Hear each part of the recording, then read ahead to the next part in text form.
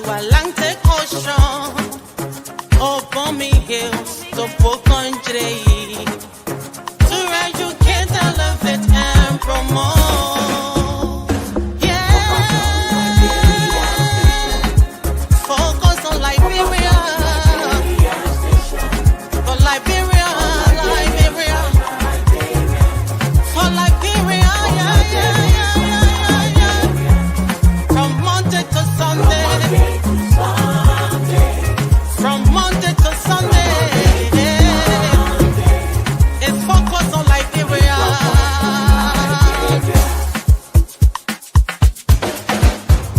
Talk about home affairs, eh? In diaspora, current affairs, reliable information, history, talking about culture, politics, education, entertainment, business, sports, advertisement, articulation. Focus on Liberia. Focus on Liberia. Focus on Liberia.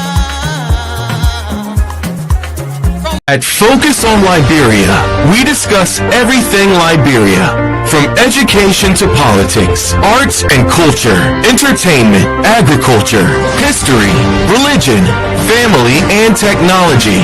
Focus on Liberia uncovers and showcases the best of Liberia and shows the world the truth about Liberia.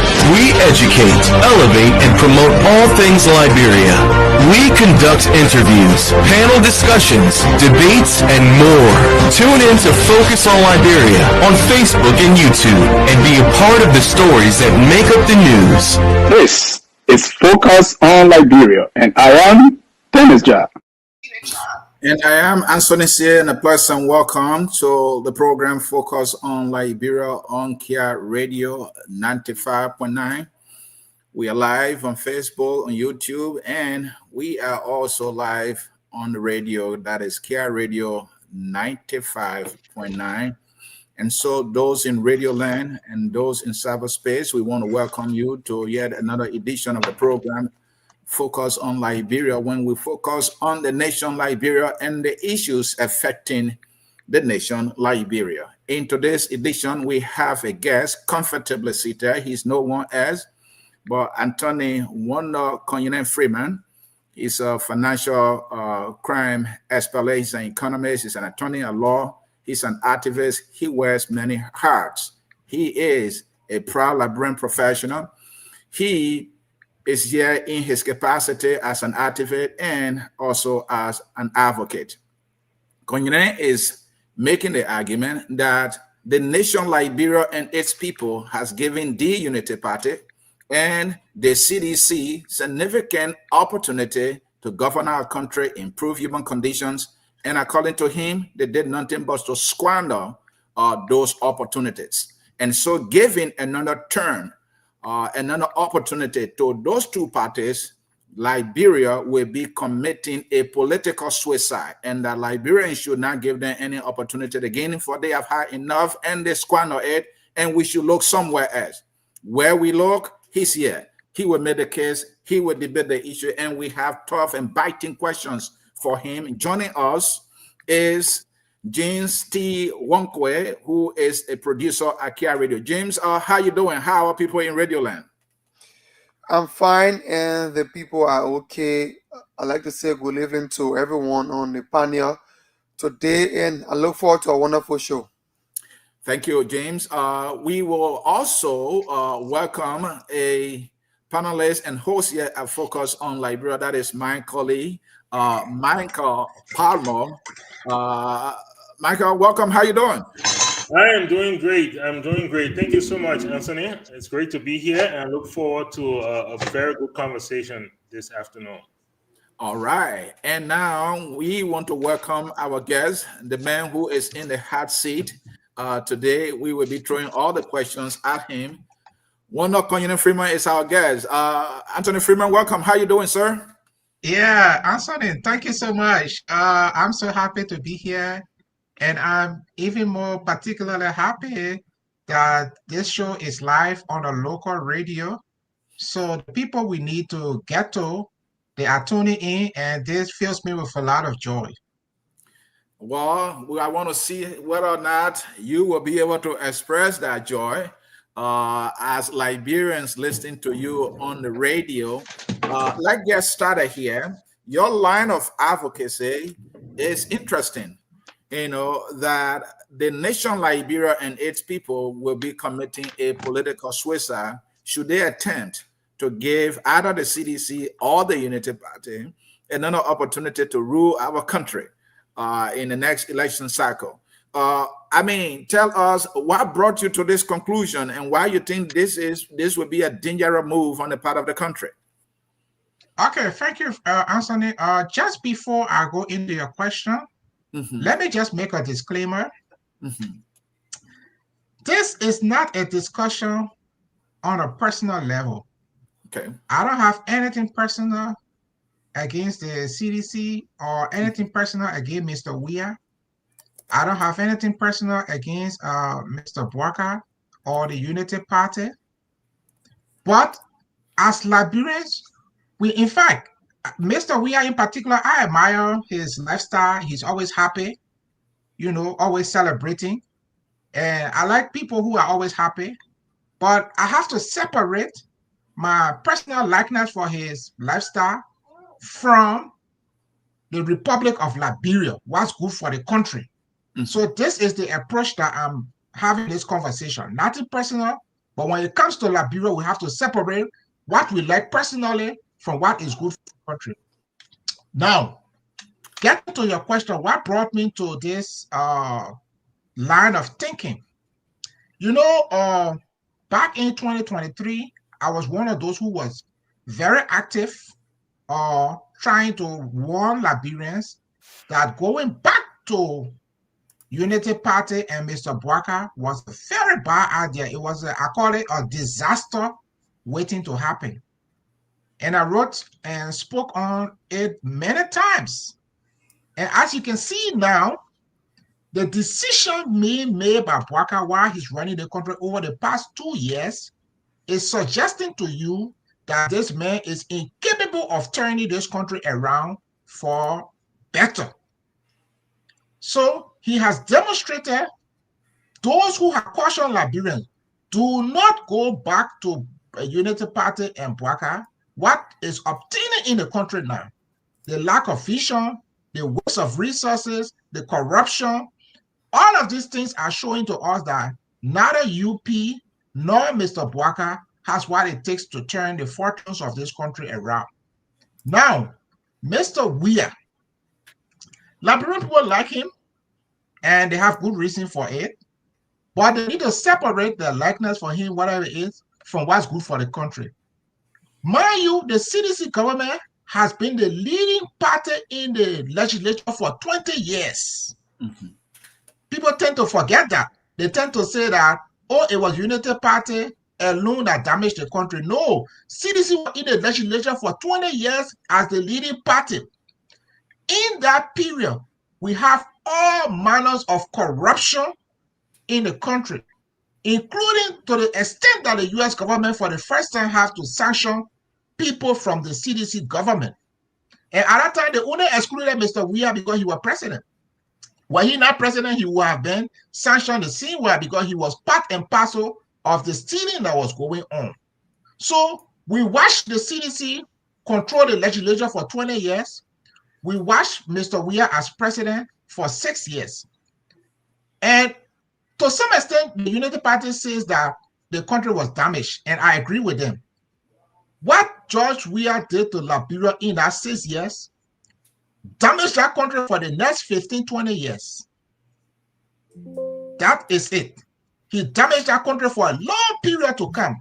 So while it is true that the United Party is saying that George Weah damaged the country, what is not true is that they are not doing what is necessary to reverse the damage caused by 6 years of Mr. Weah. So I'm saying to Liberian people, look, I like Weah myself. I like him personally. I like the fact that he's always happy. I like the fact that he's always dancing, always singing. I want to do those things myself. But when it comes to Liberia, I will not allow Mr. Weah even to be outside of the room that we are discussing the future of the Liberia. He needs to be 100 miles away from the Republic of Liberia in terms of discussing what the future holds for Liberia, because this man is singularly the most damaging thing to our body politics. Thank you. So let's look at the damages that you are talking about.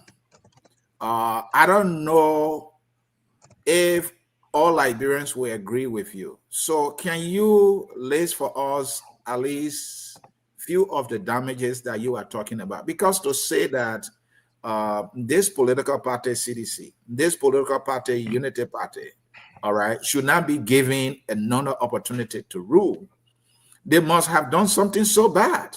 So tell us, what are the things, starting with CDC, they have done so bad, as well as the Unity Party, for which you think that giving them another chance would be like a political suicide? Okay, let me start from, for example, the reason why Liberians love Weah. They love him for football, right? Yes, they love Mr. Weah because he played football, and you know, at that time, nothing much was happening in Liberia. What program does Mr. Weah put in, both for football and for sports, when he was president? If you recall, recently, even Zoga Wilson came out to say that they didn't do well. They could have done much better. In fact, under Weah, the football stadium was banned for several years. While the football stadium was banned, Mr. Weah was building his houses. He was building his condominiums. He was building Class City for his wife. And he was just developing, he was breaking down his mansion on 9th Street and rebuilding it. But the football that made him famous, that made Liberians to love him, the stadium was banned under Weah. That's one. Let's look at the corruption at the legislature. While he was there were numerous cases of corruption. As president, it was his job to persecute people, but he didn't. As president, Jefferson Koji and other people were on the rampage, assaulting, beating up people. Henry Costa, a lot of journalists, all kinds of people were assaulted. Even Mr. Weah came up on the air and said he threatened any Liberian to say bad things about him. They will see what he would do to them. He said it on Duper Road. And under him, the police and other security forces were unleashed on the population. I documented more than 300 cases of violent acts by Mr. Weah security forces against ordinary Liberians, people who just spoke about CDC.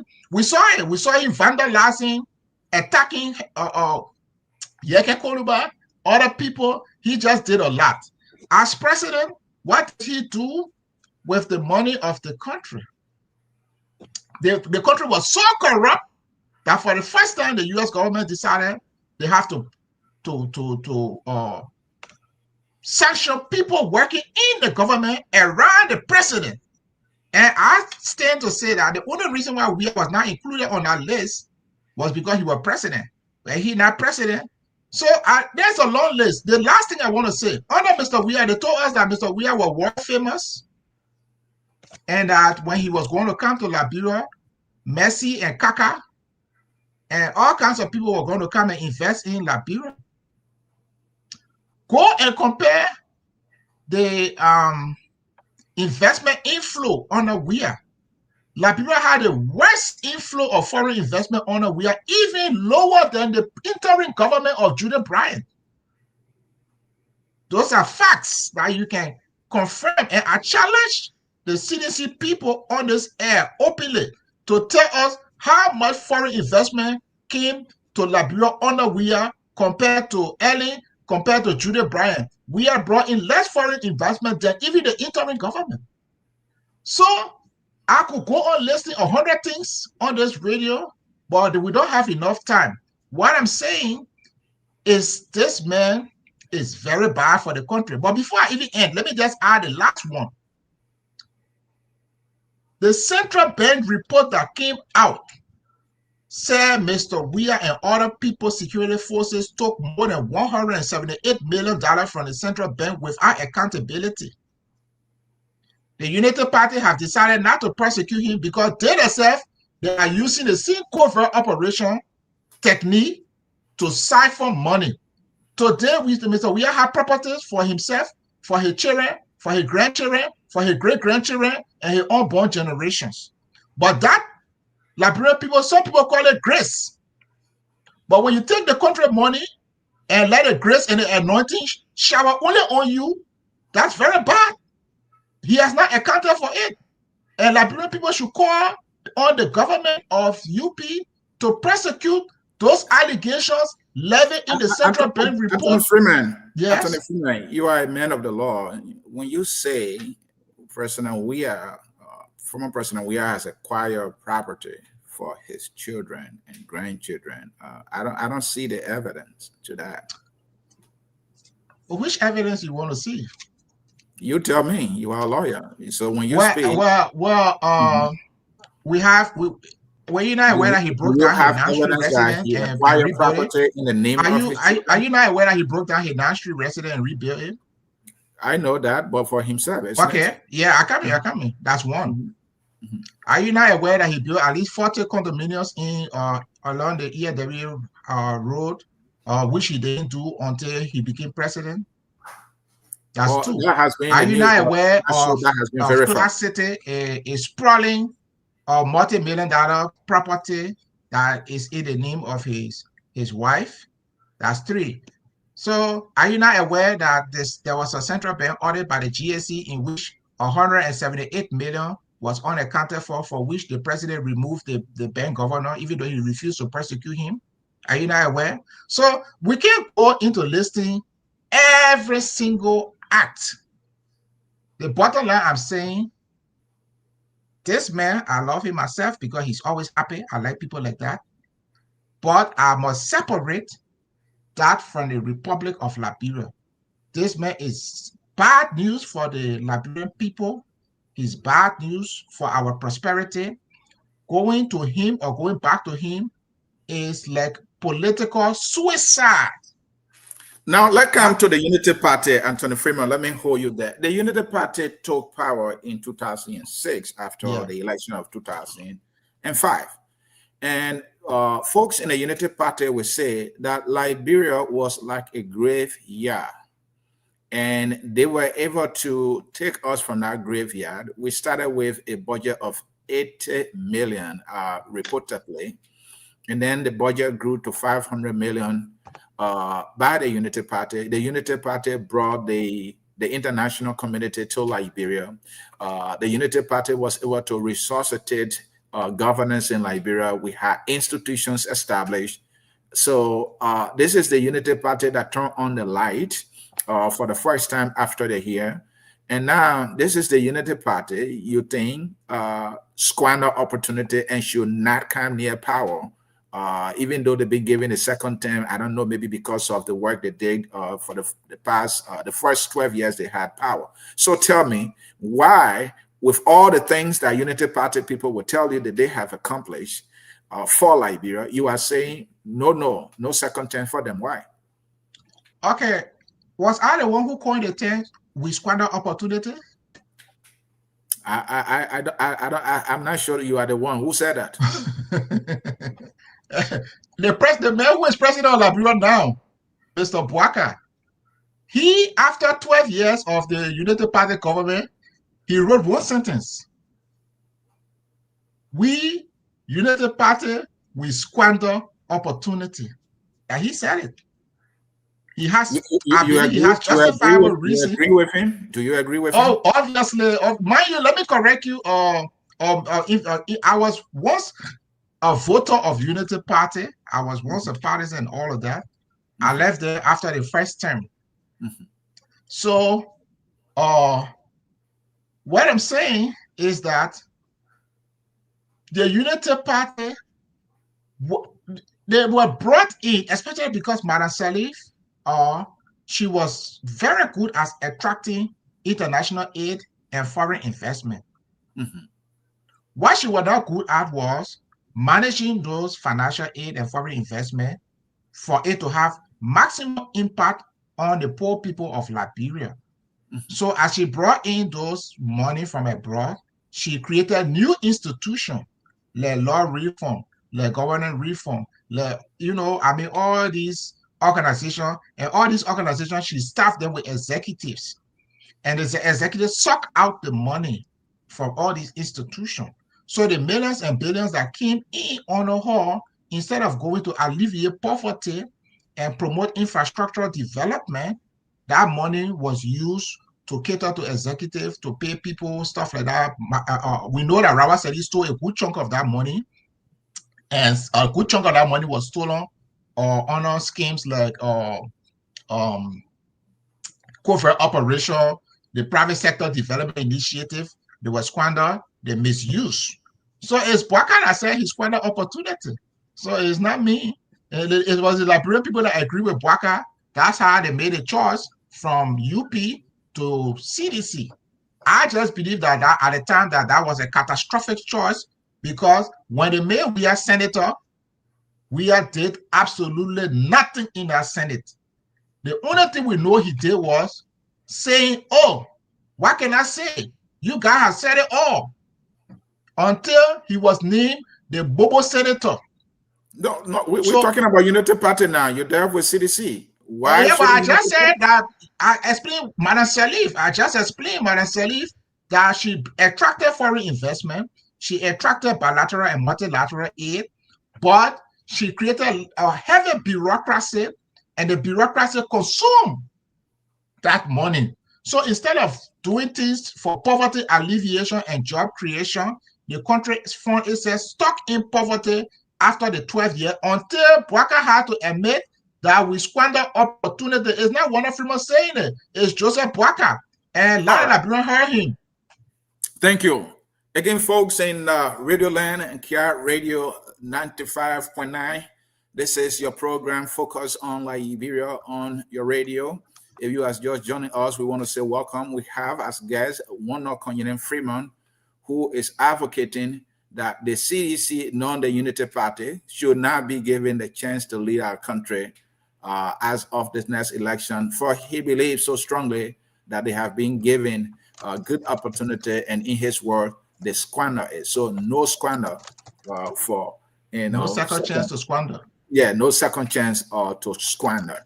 Well, I have with me here in studio as producer James T. Wonkwe, and also my own man Michael Asamana Pamo, who will now take it over from me. James, it's over to you.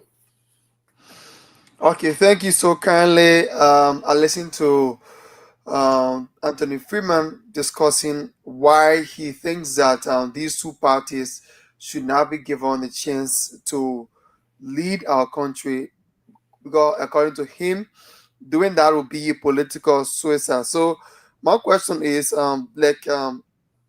C said, are you also aware that these parties have also contributed a lot to this country? For example, the Unity Party led for 12 years, and then roads, connectivity, you could see them, and places that were impossible became possible. And they also legislated as well. Improvement in our educational sector, our health system. Likewise with the CDC. If you are saying Liberians should not consider these two parties, then who should be, or how would you want to convince somebody who is in a rural area that man came out, how will you want to convince them? Why do you think that they should support, who should they support rather first, and then why do you think they should support that person? Is it somebody, or is it a party that has no history of corruption, like you mentioned, no history of bad governance, no history of money laundering, all of the negative things you mentioned? Okay, so James, you've been in abroad for a while, I would suppose. Can you be specific on some of the good things? Yeah, so I listed them. I said road connectivity, for example. Yeah, Unity because the Park. road connectivity, for example, I know when I travel across the interior, is that those roads are impassable, especially during the rainy season. People, when they're traveling, people will always take picture and post it. So I don't know which road you travel on. So the Unity Party during its 12 years paved at least or approximately 800 kilometers of roads. So they may have other areas that they did not reach What's the out to. total But the kilometer fact, we have? so I'm saying now that the fact is they have done something, right? I'm not disputing the fact that there are a lot of things to be done, but you are saying that they should not be considered entirely because they are contributing so much to the bad governance of the country in the backwardness of Liberia. Now, my question is, if you are saying these people are not the alternative or they should not be considered, now, who should Liberian people vote for and why should they consider that person or that party? Okay, let me start with uh, the good things. Mhm. I'm not trying to say that the 12 years that were in power, they didn't do good things. In fact, if you follow my conversation, I said Madam Seri was successful in attracting billions of dollars to Liberia. You follow that? I followed. I follow that. I said what she didn't do was to make sure that that billions that came to Liberia was used for poverty alleviation. She used that billion to create a lot of agency, staffing with a lot of executive, and the executives suck out that money. So by the time she was leaving office, the country was still very, very poor. Let me tell you the problem we have in Liberia. The real problem is the lack of ambition. The Liberian man doesn't want to own a house for himself. He doesn't want to own a car. He just wants that if there's a bisha in the community, the bisha must put lepo on the street. That bisha, I know you're in speech, but I beg to differ. That I mean, the Liberian man does not have ambition to own a car and a house. that is the point I'm making. I can't even get to the point where he's saying that they have been doing well. So that No, mentality, I can't. And you ask the question, I'm answering now. okay, That go ahead. mentality that if you don't have current, they will say, oh yeah, it's not bad because the senator came here and the senator gave up solar panel. So at least we can put the solar panel up and you know we can do well. If our student go to take WIAC exam and there's massive failure, we say, well, it's not bad. At least, 5% pass. If Lone Star goes to play a game and they crash out of the competition, we say, well, it's not bad. At least they draw. Look, when you have a country and the country is capable of scoring, let's say, 95. Let's say you have a child. The child is capable of scoring 95, right? And this child comes with 65. You call that progress? Of course, that's not progress. Then the child says, oh, but I did well. Some of my friends are scoring calendar grade. So that is the mentality we have in Liberia. Look, my brother, Liberia is being damaged. Let me ask you, for example, if you run a private company, will you put 40% on a plane to go for meeting? If you run your private company that you put together to make profit or to do whatever, will you put 40% on a plane to go for meeting? I'm asking you, James. Well, I mean, I should be asking you because I should be the one asking you. I give you a scenario. You run a company. Okay. Let's say you run the biggest company in the world. Will you put 40% on a plane to go for meeting? I would not want to consider that. But Okay. anyway, the reason why they won't do it is because a private company will be very careful about how to make decisions, trying to make sure that you don't injure the person profit or something like that. But because people are running the government of Liberia, they think that they don't have to consider financial resources. They just get up, put 40% on the plane, go to Beijing, come back, put 50% on the plane, go to another place. The money that you are using to waste like that can be used to solve the poverty problem in the country. When they say current in the country, let me tell you, forget about Western society. I was in, for example, Cape Verde, I was in Senegal, I was in Ivory Coast, and a couple of other places in West Africa. That current runs 24/7. That's what they call current in the country. And every part of the country, there is power. But in Liberia, when you get power for 3 hours, they say, well, it's not bad. At least I got power for 3 hours. That is the mentality that Liberians have to kill first. They deserve to ride a car. If they can't afford a car, they deserve to ride a taxi. They deserve a job. And when I say job, I'm not talking about political party job or government job. I'm talking about private sector job. But when you say, oh, it's not bad, well, I get a job, but the minister came here and the minister gave me small thing. So that is what we are talking about. Right now, Liberia is signing agreement. They say they're going to go to Rwanda. Where was Rwanda 25 years ago? Where is Rwanda now? Can you compare Kigali with Monrovia? But 25 years ago, Kigali was no different from Monrovia. So when we are talking about making progress, we're not talking about, oh, LEC King and spend 3 hours. That's not what I'm talking about. I'm talking about LEC King, and it was on from yesterday to today, all the way, it's just on. That's what I'm talking about. When I'm talking about development, I'm not talking about, oh, they paved the road from here to Ganta. No, I'm talking about, oh, I'm in Liberia, I'm not happy. I said, okay, I'm going to Maryland, I will come back tomorrow morning. I go straight on a paved road from here to Harper, I come back on a paved road. That's what we're talking about. We're not talking about you put gravel on the road and the next rainy season, and you know, it started. So these people have been there for 20 years. Do you see the hand pump? Or senator can go and dedicate hand pump. That's not what we're talking about. The Liberian one is running water in the country 24/7 in every part of our capital city and everywhere. That's what we're talking about. So just think about that kind of development, not a development to say, okay, so we don't have paved road, but where I need to put gravel on the road, so it's not bad. From now to the next rainy season, when it gets muddy again, they will put another gravel. That's not that kind of development I'm talking about. Attorney Freeman, so these two parties, don't you think that they have learned their lessons now, that they have gained significant experiences now in running government, and that they have learned from their failures? And so when they are given opportunity again, they will do far more better, and that they will not squander those opportunities. When President Bouaka talked about Unity Party, you know, squandering opportunities, I think that was a recognition that, look, we didn't do well, we didn't do better. So what make you think? Because in fact, when he made that statement, he said, we squander opportunity, we're focusing on PowerPoint presentation.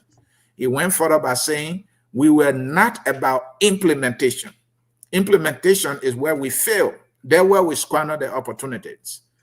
So I think this is a leader who has recognized quite correctly that their issue was more of implementation, that they failed at implementation. Don't you think they are now in a better position, you know, giving that fair assessment of their performance in the 12 years to do better? And are you now seeing fruits of implementation as we speak? Okay, thank you very much. Your argument makes a lot of sense. No, I'm not making an argument. I'm asking you a question. Go ahead. Yeah, but the position you are making makes a lot of sense. I premise my question. It's not a position. Go ahead, sir. What I don't know what to say, but what you are saying makes a lot of sense. Okay. Yes. That was the logic that Liberian used to vote for Mr. Bouaka. That Mr. Bouaka has learned his lesson, that he was honest when he said that the Unity Party squandered opportunity, but if they gave him another opportunity, he will not squander it anymore. That was the logic, right? And that was the honest thing, and that was the basis of the Liberian voted for him. Let's go back a little bit. When Mr. Bouaka finally took power, the first law was, before you take your seat, declare your asset. Did Mr. Bwaka do that? No, I would say no, he did not. he didn't. And even when he declared his asset, he hid the asset and it was under wrap. Nobody could see it. But that was the man who told you that when he come back, he will do better. But the first thing that was required for him to sit down in office was to declare his asset. He didn't do that.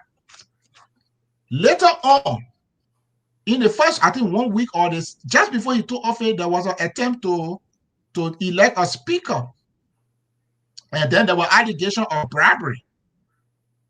And they said they promising people $25,000, and Unity Party said no, it was 5,000. So there were argument about what the amount was, but there was no argument that Bwaka and the Unity Party offered to bribe legislature money in order to vote for Richard Coon. Later on, when they were not satisfied, this Yeke Koluba came up with another allegation that Mr. Bwaka and other people were distributing money in order to remove Fonati Kofa through bribery. None of those things were ever investigated by the LACC or the Justice Ministry. Then we had a situation where McGill raised an issue that the public well was spending $20 million on road work without passing through the government budget. And the public well minister went and apologized. What country in the world people will engage in corruption and then later on apologize and they still be sitting there in a seat? Then we saw a situation where the Unity Party chairman took money that didn't belong to him and he stayed there. So then we had the gentleman agreement. Have you ever seen a country where the president goes out and inject the country into millions of dollars and say he did it on a gentleman agreement? Does it happen in any country in the world? So I could list 100 things that Mr. Bwaka is doing that is damaging the country, and the country may not recover from it. So he has not, they come and tell you, oh, we have learned our lessons. They have not. Under Mr. Bwaka, there was so much commotion at the Capitol building because so much bribery and confusion that the Capitol building ended up burning down. Today, nobody is accounted for yet. So there are lots of things that they are doing that is damaging to the country. All this taking 50-man delegation, going all around the world, is bad.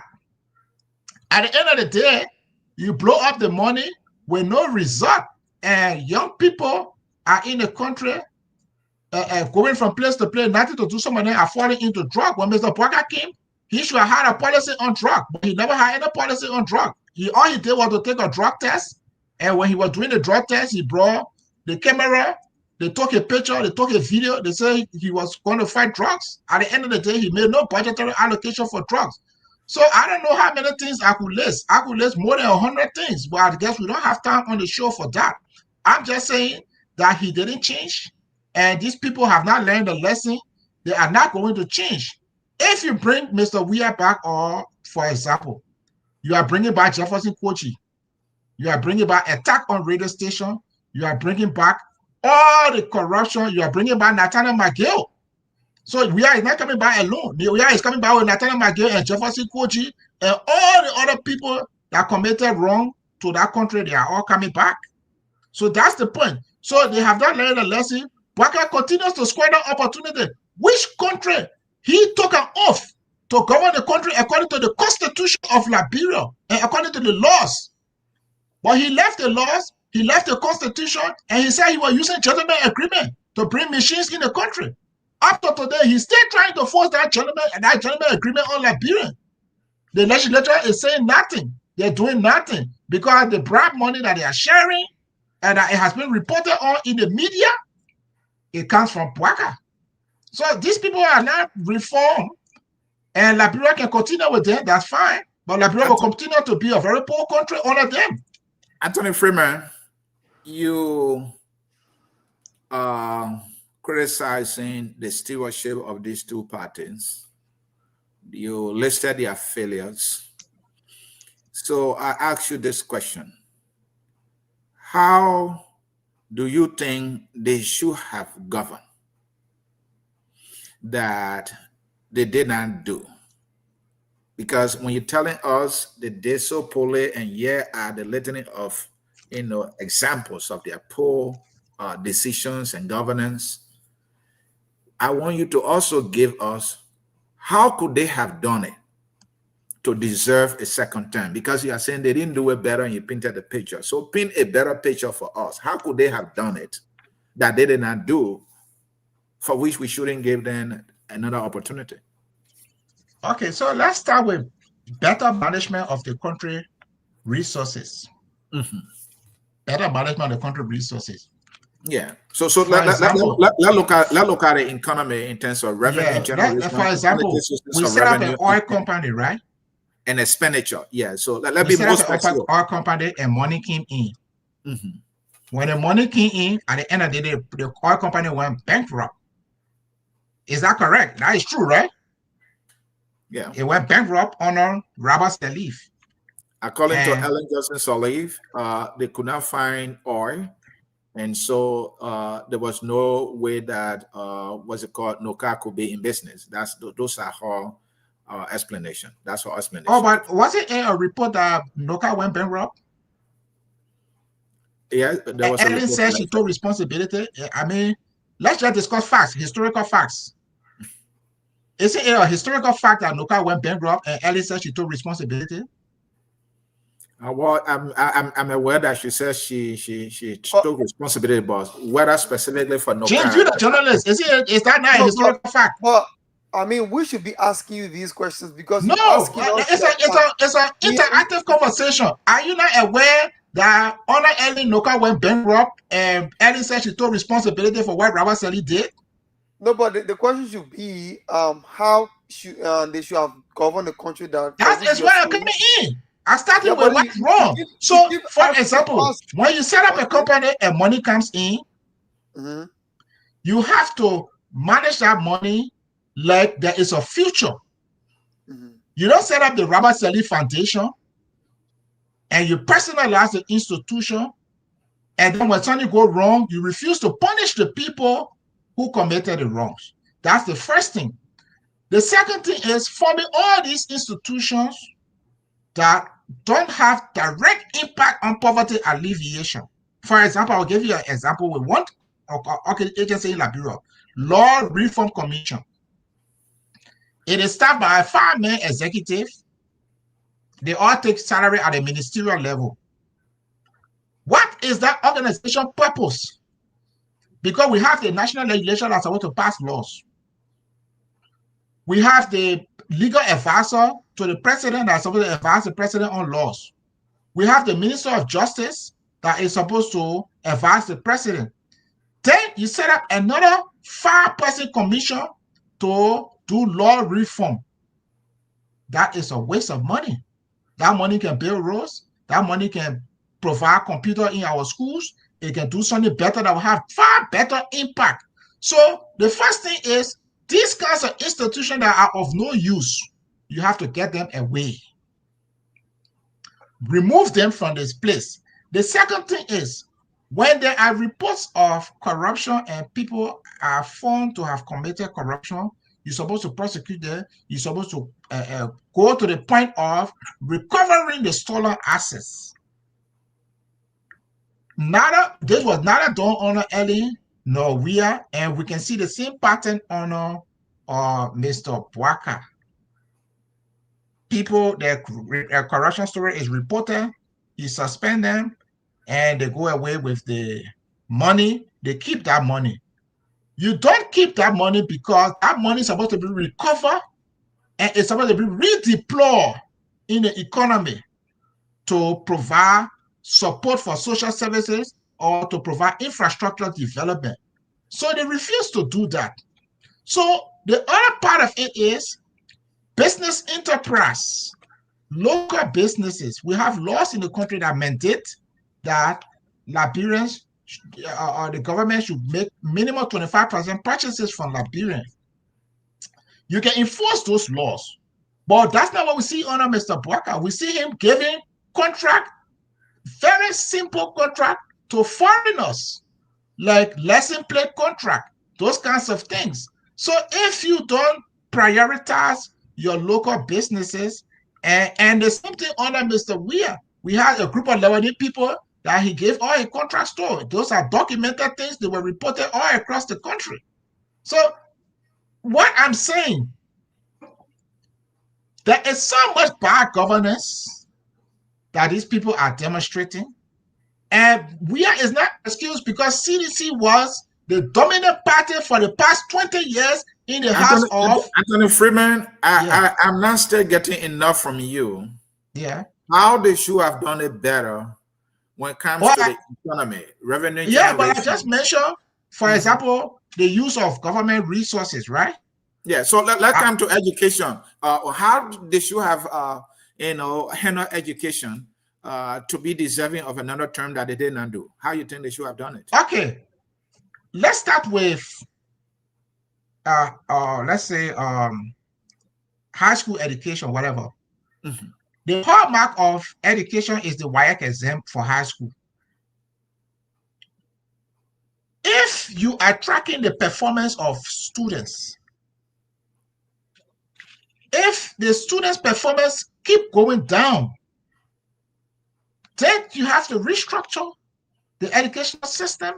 You have to put in additional assistance to the school, but they will not be able to do it because they are wasting resources on a lot of things that they should not be wasting resources on. They don't do, for example, school inspections. That's why if you followed recently, a lot of people have been posting pictures of our classroom across the country. I think you are seeing some of those pictures. Or there was a guy called Daniel Rogers. One time he was going around. Do you see some of those classrooms? Do they compare with any classroom you know in West Africa or even anywhere else? No.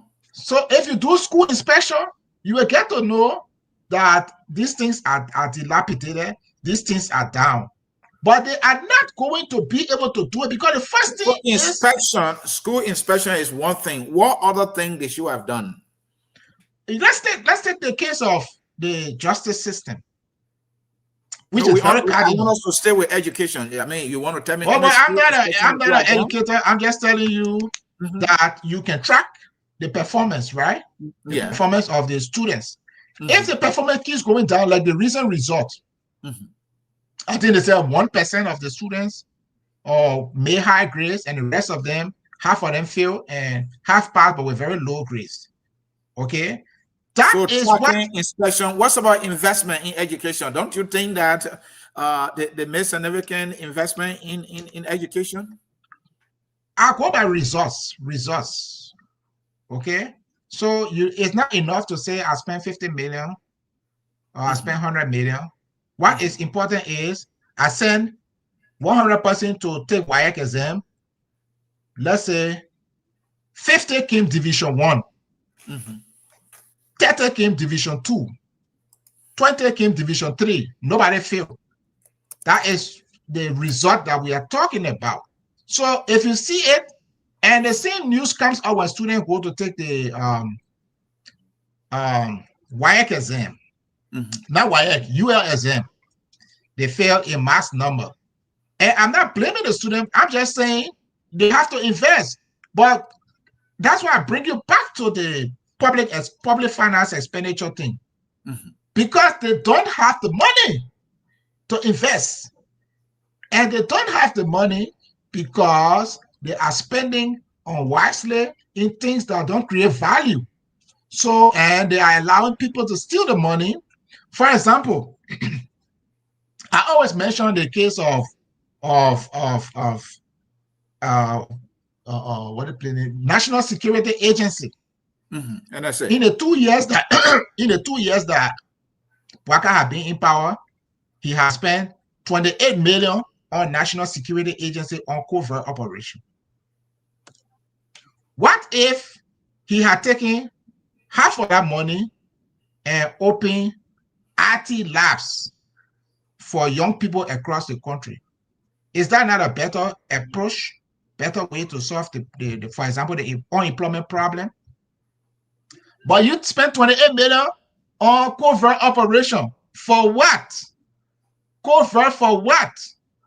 So if you keep spending like that, you're not going to have the money for education, like after school, let's say after school tutorials, because you have to pay the people who will do the after school tutorial. You're not going to have the money for that. The student need to get on computer and maybe practice work. You're not going to be able to set up the computer labs because obviously you're using the money to go to Japan with 40 people.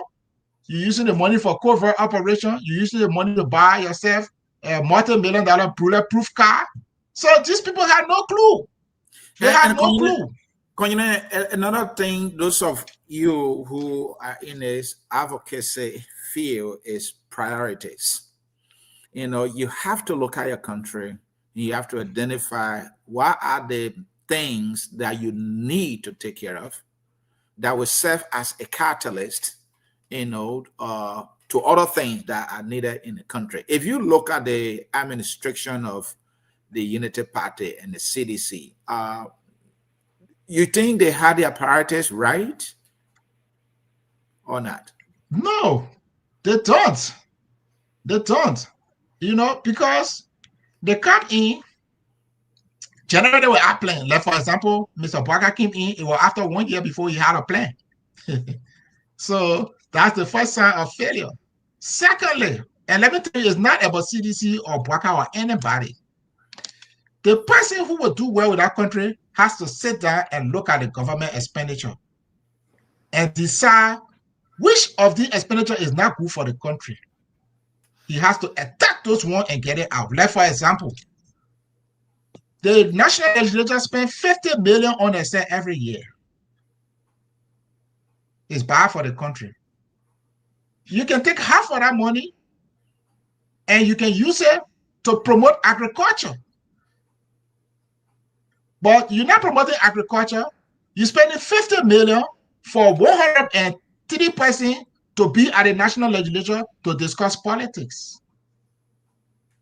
Imagine that 50 million that they're spending every year. If half of that money was spent and the other half was spent on agriculture for 10 years straight, where will our agriculture sector be? So you have to sit there and look at this government as a whole, not as a piece, and say, look, what is it that we can do? How we can cut back on somebody for nothing expenditure, and then how we can redirect that money to critical areas that is needed for our investment. But we're not doing that. When they come, they are focused on move CDC people, poor Unity Party people, or move Unity Party people, poor CDC people, but keep everything intact. Like our LTA, the guys, when they were in opposition, they said the salary was too high. But since they came, they have not removed the salary. They said, but we made a salary here. Okay, but you made it there, but you can change it. So if Liberians, the first step to making progress, Anthony, is to decide that what I'm doing, I have to stop it. When you stop what you're doing, then you have the time now to sit down and concentrate, okay, what next? What can I do better? But these are things that are harming the country. And if we don't put a stop to it, we will not be in a position to make progress. Thank you. Warner Konyanen Freeman is our guest, and this is Kia Radio 95.9, as well as Focus on Liberia live on Facebook and YouTube. The program is actually also Focus on Liberia on Kia Radio. I have James T. Wonkwa with me, who is the producer of the program there at Clark Radio, Kia Radio, to pull it right. If you are just joining us, we want to say welcome. We are having a conversation with Warner Konyanen Freeman, who is advocating that the Unity Party and the CDC should not be given a second chance because they have squandered opportunity. And he said doing so will be a political suicide. Anthony Freeman, I come back to you and then I'll allow James to ask you a few questions. So how do you respond now to critics who say rejecting the CDC and the Unity Party is unrealistic because these are the two dominant political parties? We have had 4 cycles of election now since the war ended, and the two parties went second round. And you are advocating that let's do away with them. How is that doable? How is that realistic? People don't see that possibility. So paint a picture for me where another party can beat any of them in the next election. Okay, Anthony, my entire life is a testament to what is possible. Once you picture in your mind that something is possible and I want it, then you start to map out your strategy to get that thing that you have pictured in your mind that is possible. So I want the Liberian population to picture in their mind that it is possible that these two parties may be dominant, yes, they have members, yes, but that it is possible to defeat them. We have seen it happen with the senator from Monterey County who is there now, Darius Dillon, right? Hello, are you hearing me? Yes, I'm here. Go ahead. Darius Dillon was able to defeat the CDC, right? Even though he's part of the United Rescue Team now and the blundering, but the fact is he was able to defeat them. So it's possible. So what we need to do is to first agree that these people are bad for us. They are no good. The Liberian can say, oh, during the election, say, what we'll do? No other person on the ballot. That's not true. The ballot always get more than 20% on the ballot. But if you decide for whatever reason that you only want to stick to CDC or UP, then you will say nobody. But every time they have election, more than 10% can be on the ballot. So it's a choice. People go there and say, yes, I want this person, I want that person. But if you first agree that they are bad for us, the next step is to find out who are the leading candidates. That's where we will come in. When we go full blast, we are going to have like opinion polls, and we are going to have a sense of who are the people that Liberian people are looking at. And we are going to encourage those people to come together and work together. But we have seen United Party being defeated in election in Liberia. We have seen CDC being defeated in election in Liberia. So the fact that it happened, it means that it can happen again. All it needs is strategy. And look, anything in life is possible if you adopt the right strategy and you adopt the right mindset. What we are doing now is part of the strategy. We're making an awareness. Part two would be we reach out and got opinion polling and other things, try to get to know or what Liberians are thinking, who they are looking at. Part three would be we get to these people and say, look, Liberians are talking about you guys, but I think it will work better if you guys can work together and have a common agenda and stuff like that. And we can devise a strategy. We can come with an agreement or memorandum of understanding that they can use to work together to have a united front. But yes, it's possible. And in life, anything. And that is the mentality I want to instill in Liberians. Do not say, oh, I want to send my child to Rwanda. Oh, Arico is doing well. I want to send my child to Aricos. Say, why can't Liberia be like Rwanda? Why can't Liberia be like Aricos? Why can't Liberia be like Ghana? Not all. I'm going to send my child. I won't go to Rwanda. I won't go to. No, let Liberia be like those places. That's why we are advocating. But Bwaka is clueless. The United Party is greedy. CDC is violent. George Weah is greedy. These people will not deliver Liberia. They will not make Liberia like even Aricos or Ghana or Rwanda or South Africa or Kenya.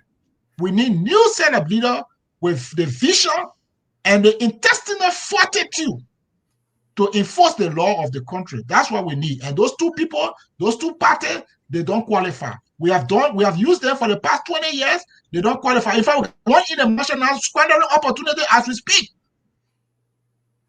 All right, James, I think you are listening to our guest.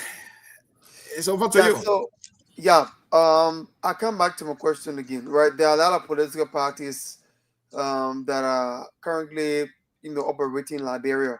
And in fact, we might have additional political parties as we approach 2029. Of all these political parties, and excluding the Unity Party and the CDC, which you have said they don't deserve a second chance at the ballot box in 2029, which party are you considering while you are doing a survey or while you are trying to sample maybe views from Liberians on ways to get rid of these political parties politically?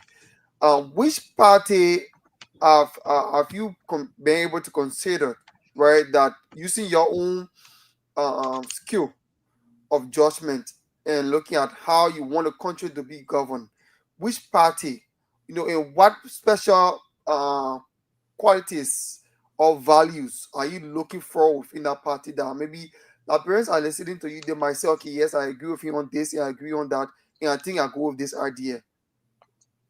Okay. I come from a civic advocacy standpoint. I think during the first term, I voted for a party in the first term.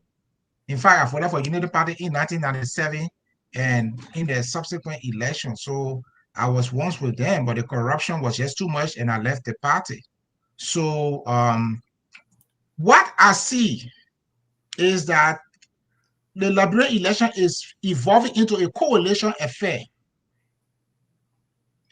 They say George Weah is popular, whatever, but he never won the election until he forged a coalition. Ellen was well known in Liberia as the Iron Lady, but she won the election only after she forged a coalition.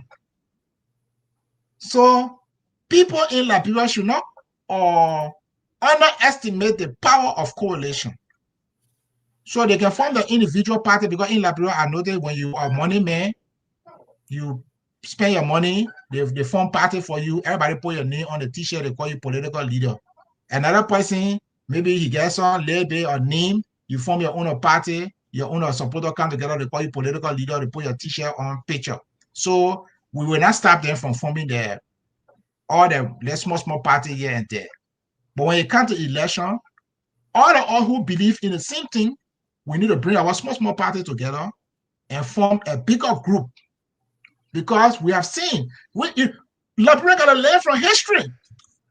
The first thing, in Liberia, you have to run multiple times to win. Ellen ran, I think, 2 times. The third time she won.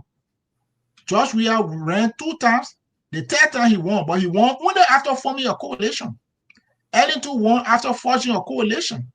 So the first thing we need to know is that sometimes people will run 1 or 2 times before they win. And sometimes they have to form a coalition. I am looking at 2029, it will be a coalition. The ruling party is going to form a coalition.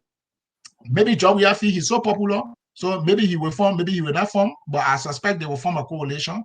But I feel the other people who are not in those parties need to form a coalition. That is the approach. So I'm not here to tell you, oh, John Brown is there, because what I see is a little bit of a mushroom party.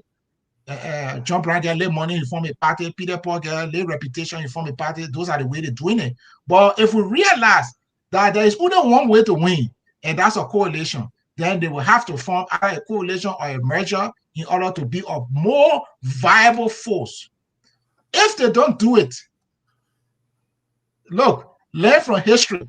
If they don't do it, we will fall back into what they call lesser or two evil.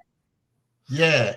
Either you go with the people who are squandering opportunity now, or you go with the people who are dancing boogie and singing Mr. Rastaman, or when they should have been doing something better for the country. And you know the song? Okay, that brings me into my next question, right? Like we have, like I said, we have these political parties. And do you think in your mind, right, is there any political party that is free from corruption, poor governance, disrespect for rule of law? And then I'm asking this question. Let me just bring a little scenario to you. For example, Liberians interview a few people some months back, and when they say they are tired, and then you tell them that, for example, oh, but this other party is here, why don't you seek this party? They will say all of the parties in Liberia are the same. So that comes from the fact that these very people who have served in government, they later come back and then they establish their own political parties with the same allegation that you have mentioned: corruption, bad governance, poor leadership, and what have you, right? So, is in your mind, is there any political party, right, that is free from corruption or corrupt acts, or even getting involved into, acts that contradicts the values and norms that Liberian people look forward to? Okay. I want to believe you subscribe to the Constitution of Liberia. I want to believe you subscribe to the laws of Liberia. People are innocent until proven guilty. And before you say somebody did something, you must have proof. The only proof we have now is that United Party was disastrous for Liberia and that CDC was disastrous for Liberia. That is the proof that we have. Because for the past 20 years, the CDC have been in the national legislature as the leading party. And only thing coming out of that legislature have been corruption. The United Party is currently in power.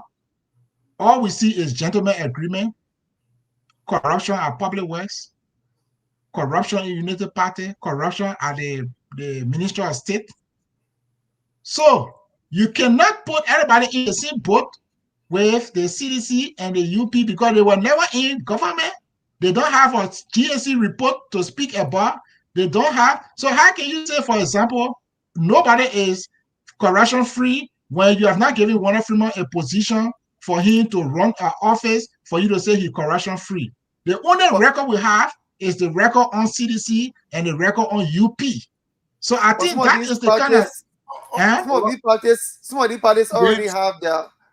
James, yeah, we'll get back to Anthony Freeman. Anthony Freeman, we're back here. We have our reporter, Sir Gustin, who is in Saniquele, Nimba County. The government of Liberia is having a first town hall, engaging with the people of Nimba County to explain its progress is made so far to the Liberian people in Nimba County. They call it's under the theme Your Voices Matter. They want to hear from the people just as they themselves are telling the people what they have been able to accomplish so far. Let's give us what has been done so far since the town hall started in Saniquele. We know that there are ministers of government who are there representing the government, who are speaking. Sir, it's over to you. What have you been able to cover so far since you've been doing your repertoire duty down there? Thank you so much for affording me the opportunity. Again, Sir, the quality of your voice is bad. Can you leave and come back, and hoping that they will correct the technical issue we are having there? Anthony Freeman, so continue. Yeah, and so back to James. So James, I was saying something. I can't want me. I was saying something, right? So now,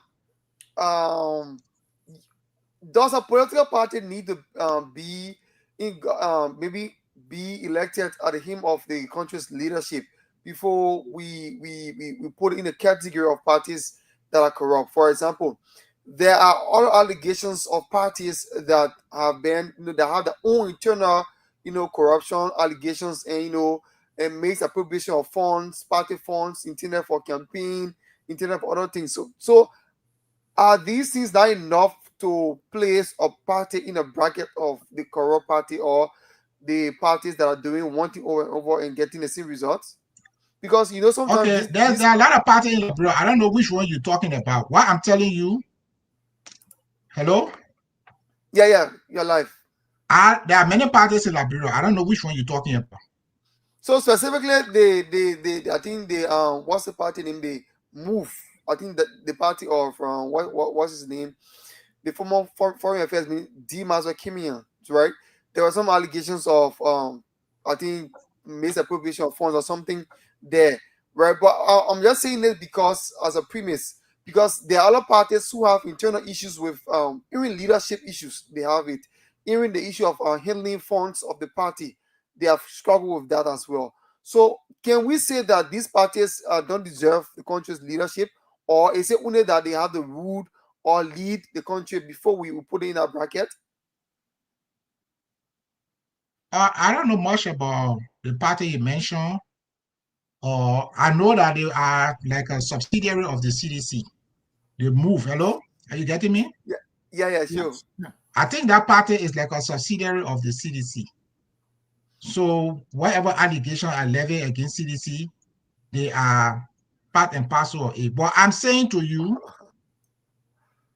the record that we have now, 20 years going back, that record is about CDC and UP.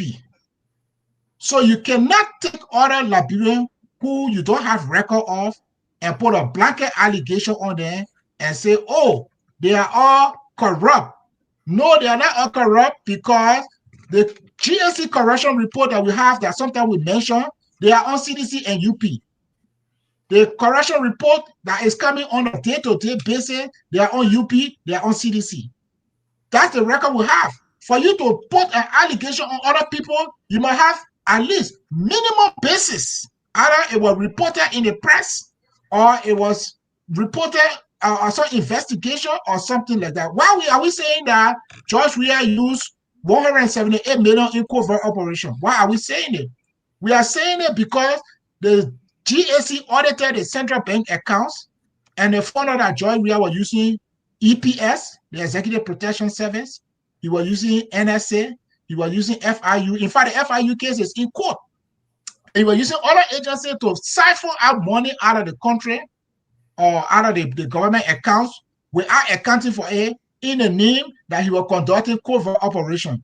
That is a record. It is in the GAC audit report. But you cannot now say everybody else is corrupt, because you don't have information on everybody else. The only information you have is on Bwaka and UP that are now in power, and CDC that were once in power, and the fact that they were in the national legislature and they had carried on a lot of corrupt activities. That is the record that you have. Stop making a blanket allegation on people that you don't have information on. All right.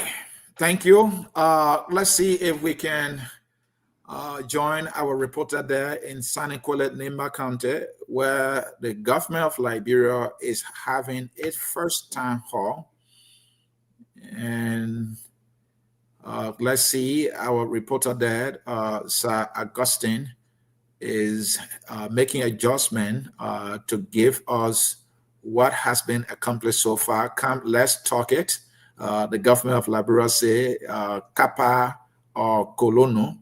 I don't know what language is that. Maybe James can help me. Kappa Konono. That should mean come, let's talk it, right? Yeah. I think that's what it means. Okay, that is Pele. So Pele there. Sir, are you all set there to tell us what has been happening so far? What the government of Liberia Town Hall is all about?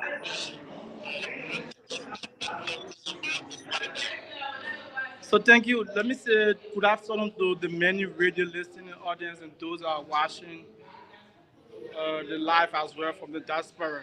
Um, well, the government, through the Ministry of Information, Culture Affairs and Tourism, for the first time has reintroduced the government dialogue through the team called the Government Town Hall.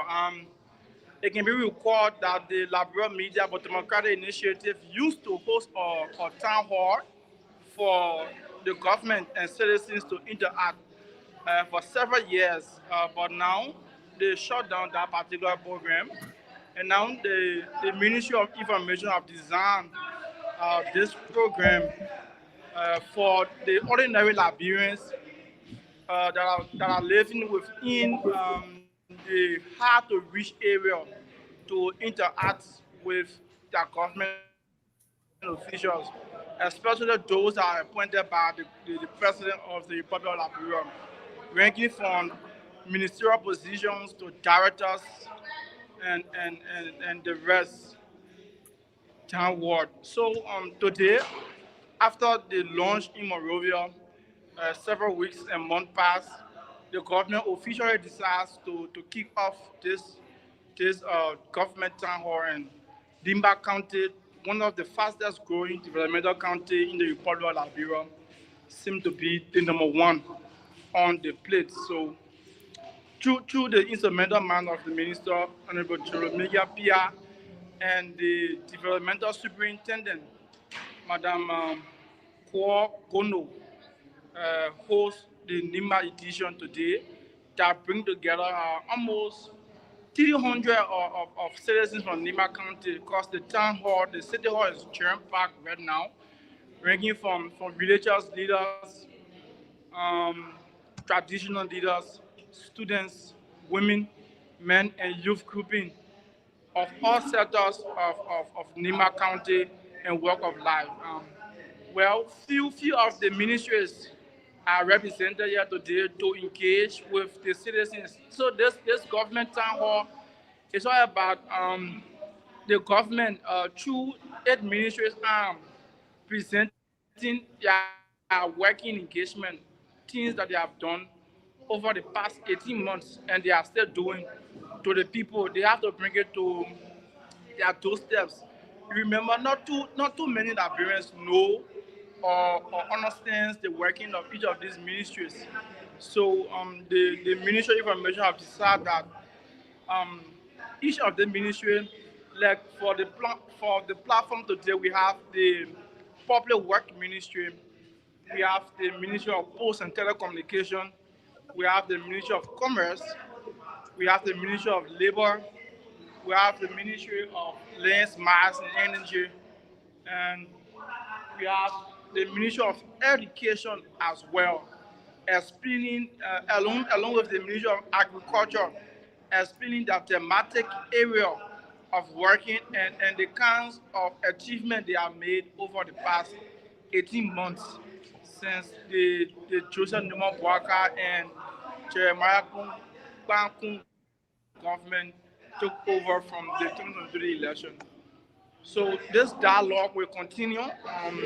The, the response they will get from here in Nimba County.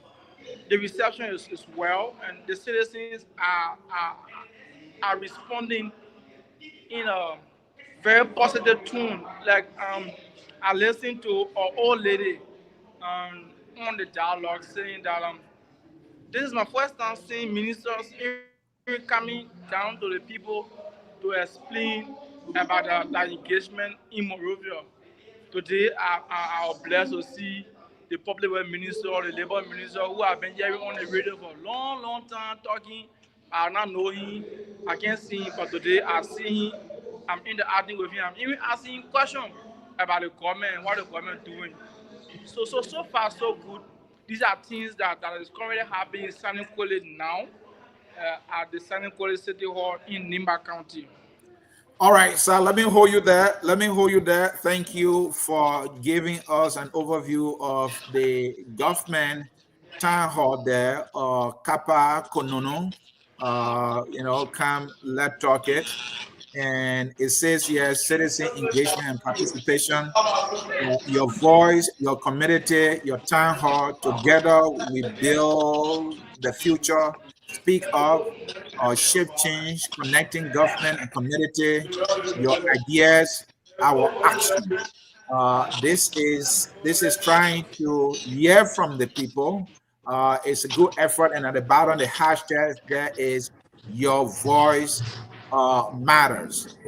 Sir, can you make some effort to see if you can get any of the government officials to come to our camera so that we can ask them, let hear from the house's own mouth, what this initiative is all about. I know what you gather, you've been able to share with us, but we would like to hear from one or two government officials. Let them come and talk to Focus on Liberia. So mute yourself there and make effort to see if we can get one of them on camera to take questions from the media. Thank you, and we will be right back with you. Asumana, you are here. Kaba Kono, the Pele, right? Yeah, Sir said that is Pele, so I The believe Poke that. Pele to Nimakane. Well, we are all Liberians, and Pele is a Liberian language, and I think that is absolutely beautiful. Pele is not only a Liberian language, but it's President Talbot made Pele the official dialect of Liberia and was taught in schools. I don't know if you guys learned Pele in school, but when I was going to school, I learned Pele in school because of President Talbot. It was actually, and I know that to be the only dialect that has been taught in schools officially written. Okay. Yes, and I can still read the Pele alphabet up to now. Oh, So, okay, that is good. Maybe we need to yes. get back to it. But we have Anthony Freeman who is making the case that the two parties have not served us well, and giving them another opportunity would be a political suicide. In fact, he classified them as squanderers. That's how he see them. So, do you have any question for our guest, Anthony Freeman? The man is firing here. Absolutely. Go ahead. Anthony Freeman, thank you so much. Thank you so much, Chief. So first, I will speak concerning the present government. You see initiatives like this happening right now in Nimba, where the government is being brought to the people. You saw recently the Local Government Act. Even if you've heard about the 285 yellow machines that are coming here, but the storage fees that as far as I know right now is going to be used to actually support these 285 machines. With all of those things you are hearing, are you still convinced that Unity Party is a squanderer and it will be suicide for the Liberian people to give them another term? Okay, so let's start with the 285 yellow machines. What is the legal basis for those machines? The Constitution or the Gentleman Agreement? Because the last time I remember, the basis was the Gentleman Agreement. But if I recall well, I may be wrong, but the president of Liberia is supposed to operate under the Constitution of Liberia and under the laws of Liberia, like the procurement law, the budget law.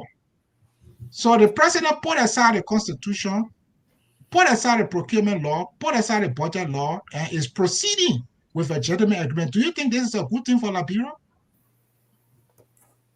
What do you say, Michael? Maybe the gentleman agreement was just a preamble to get to the actual agreement. So the yellow machine funding has not been sent to the legislature. Is that your statement? You asked whether it's the because the last time the president said it was gentleman agreement. He didn't say he was using the Constitution. He didn't say he was using the public procurement law. He didn't say he was using the budget law. He said he was using a gentleman agreement. So when last night has he gone back to the Constitution or back to the budget law or back to the procurement law? Do you recall at any point in time that he has done that? Yeah. To that, Michael, let me come in. Yes, the last report I heard about the yellow machine is that right now 2 bidders are left, and that the government will have a decision under the Public Procurement Act, under the Public Procurement Law. Is that what you know of? Has there been because under the Public Procurement Law, there's supposed to be a publication of tenders. There were missteps from the very beginning, but the report is that they are trying to get it right. So we wait and see. Okay, so we wait, because for me, as a lawyer, what is not done right or legally has not been done at all. Until that yellow machine thing complies with the Constitution, complies with the public procurement laws, with the public financial management laws, with the annual budget laws, it remains an illegal deed. Normally, as lawyers, we put something called ab initio.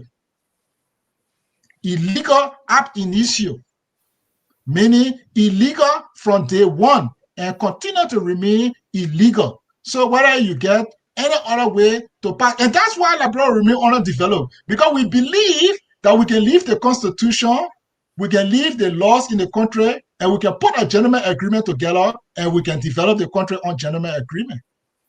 But don't escape the question. So my question to you was pretty clear. With all of the things you are seeing that I just listed a few.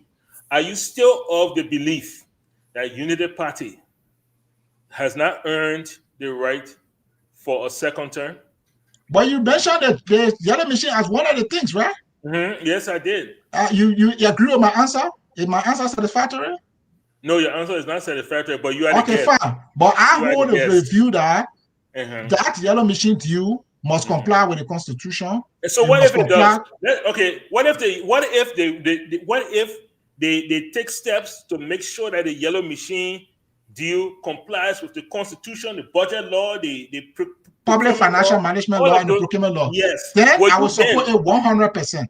No, I said, will you support the yellow machine? I said, will you then change your voice of tone and say that then now, based on what Unity Party has done, they deserve a second term? No. Because there are so many things. There are so many things. Like, for example, right now, right? You go and you have a town hall, which is good. But my brother, after the town hall, they feed you and all that thing, you go home. The next day you got no job, and the next day you're hungry. Then what happens? So this town hall, these are just cosmetic. The problem in that country is job. J-O-B. That is the problem in Liberia. J-O-B. That's how you spell Liberia problem. So you go have town hall, bring people who may not have had lunch for the day. How many jobs does Unity Party have to create between now and 2029 for you to say they deserve a second term? Well, I don't know, because if you go to the Ministry of Labor website, they don't track the unemployment rate. They don't track the job creation. So there is no way to predict how many jobs. But we will know, because, for example, if you have one announcement for a job, like what happened at the Ministry of Labor, and 50% show up for 100 vacancy, you know that you still have a job problem. So if they were tracking it, for example, we don't track things. Go to for example, the police website.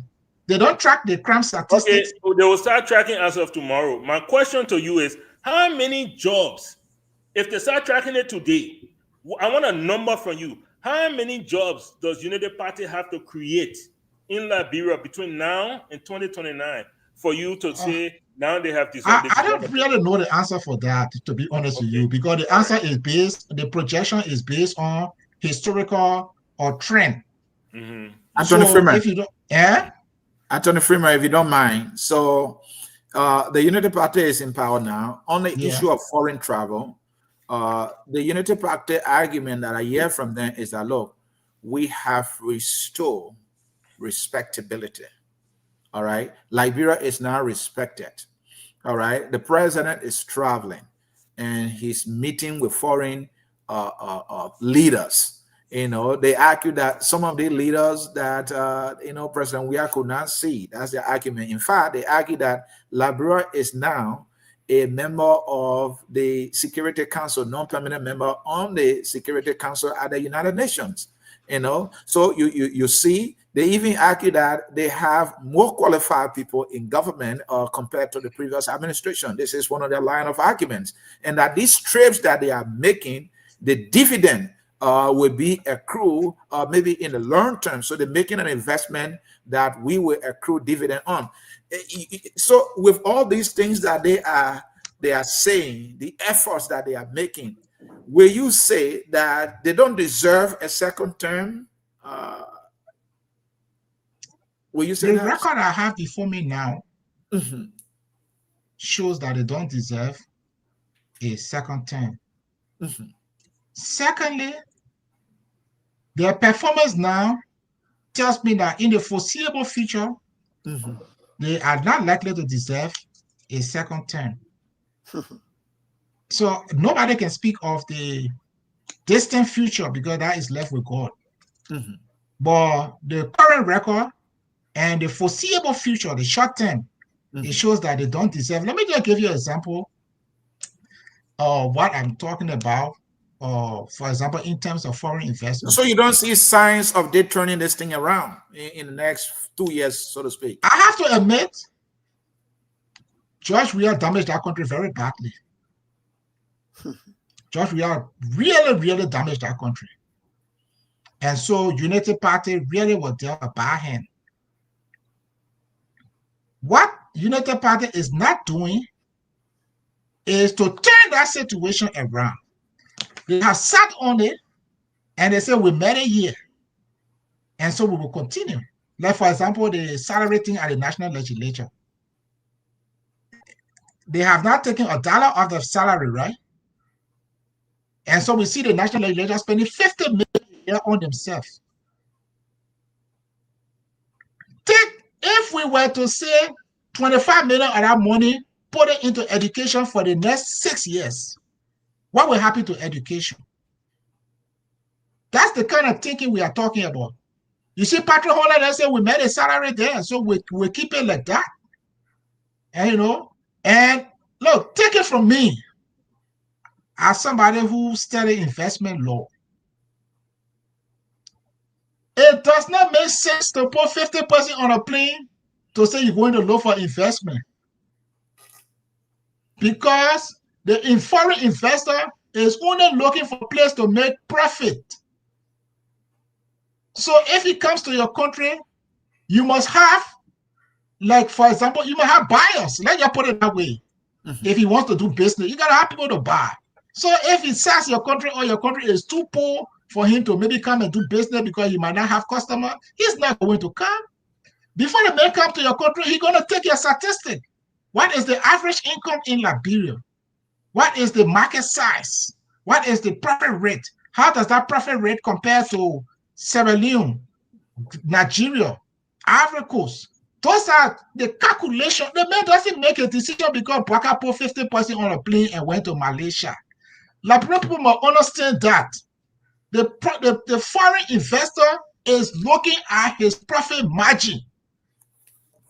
That was what will make him to come to Liberia, not the 50 people you put on a plane to go to Beijing. So that is a meaningless exercise that George Weah did for 6 years. He got nothing out of it. Anthony Freeman, we will be going to our callers very soon. My next question here is that the Unity Party is also making the argument that, look, there are some things that the CDC started, and we understand that government is continuity. So we have immediately embarked on those things because those things are good for Liberia. For example, on the issue of projects, roads, projects like government buildings. There's a project about school. Some people say we are administration started a some ropes project ongoing right now. Say, well, we have people say, well, we procured the funds. The party saying, well, maybe you did, but we didn't say we'll do away with that.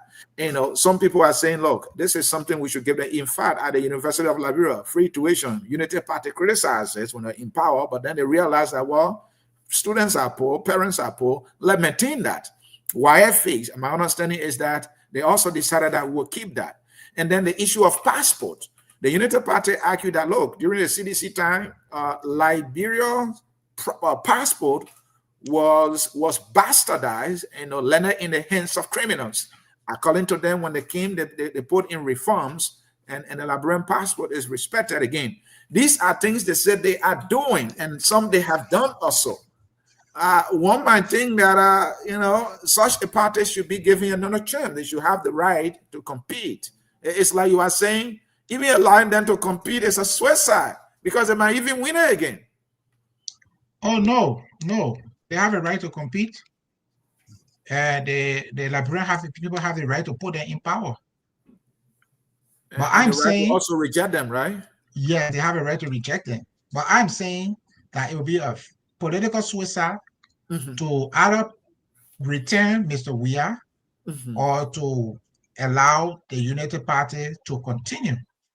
Yes, that's the point I'm making. I'm not saying that these people spent 12 years in power and they didn't do any good thing. I'm not saying that currently Mr. Baka is in power and he's not doing any good thing. But I'm saying that when you compare Liberia to other countries, Liberia is far, far, far, far behind. So when you start school, At the age of 12, you need double promotion, right? You can't afford to go year by year. You have to get double promotion so that you can fast track. So I think Liberia needs somebody who will give them double promotion because Liberia is way behind. So a United Party car and dedicating hand pump. If you start with hand pump, what time will get water running through the pipe? United Party car, they say, oh, we put LEC on. But LEC stopped to Mount Barkley. So the people in Total ain't got no LEC. And you know, the people in Jeanju ain't got no LEC. But then they say, okay, but for you, we carry solar panel. You start with solar panel development and hand pump development. My brother, in 2025, what time we catch up? So I'm saying, you know, the Liberia is way behind. So Liberia cannot be afford to make progress. What we say in Liberia, small. No, we can't make small progress now because we're way behind. We have to do double promotion, like double steps. And George Weah, he understand that thing. George Weah will go to Jamaica Lodge. He and a man will enjoy themselves. Then he will call Miguel, my man, I need money. Bring money. That all George Weah coming by to do. You bring George Weah by, nothing else he's going to do. Miguel, my man, now he say, oh, I need money. That all. When he goes to international affairs, he's going to go with Samuel 12. When they have a meeting, he's going to say 12 there. When they say 12, he say, okay, you're way here. I'm coming there here. You make sure 12 there before I come there. You bring George Weah back, nothing new is coming. He will sit at home, he will call Miguel and ask Miguel, and now he say, my man, mobilize some money, bring it for me. In foreign affairs, he's going to go with Samuel 12. The day Samuel 12 is not going, George Weah will not take us. Anthony Freeman, the way you said these things, I know you were there. I have to say it for the common people to understand it. All right, but let me fit there. Let's announce our numbers. So let me just make one quick point. Okay. So I'm saying small development, hand pump development, solar panel development. That's not what Rwanda is doing. That is not what Kenya is doing. Senegal. So Liberia needs to take double promotion when it comes to development. So this Baka development, hand pump, and solar panel development, Liberia got to get angry with it and say enough is enough. Let's forget about these people and find people who have the vision so that Liberia can take double promotion when it comes to development. And do we have those Liberians with the vision? They are there, but obviously if the Liberian people say, oh, I don't know them, I don't see them, they might say, when I'm in the first grade, I never saw him under the sycamore tree. If you take that approach, then you will never find the Liberians. Are you because you won't see them under the sycamore tree. And some of the people, they are professional people, they will not go under the sycamore tree. Are you one of those Liberians? Yes, I'm not running. I'm not running. I have no intention to run in the short term or near term. So, yeah. So, but I am one of those competent Liberians, and I play my dues in Liberia. I work with LBDI. I work with the Governance Commission. I work with the SCC, FIA, Financial Intelligence Unit. They pushed me out because it was so corrupt, you know. But I work, I pay my dues. So yes, I'm one of those competent Liberians. But if you say you want to see them under the sycamore tree, they will not be there.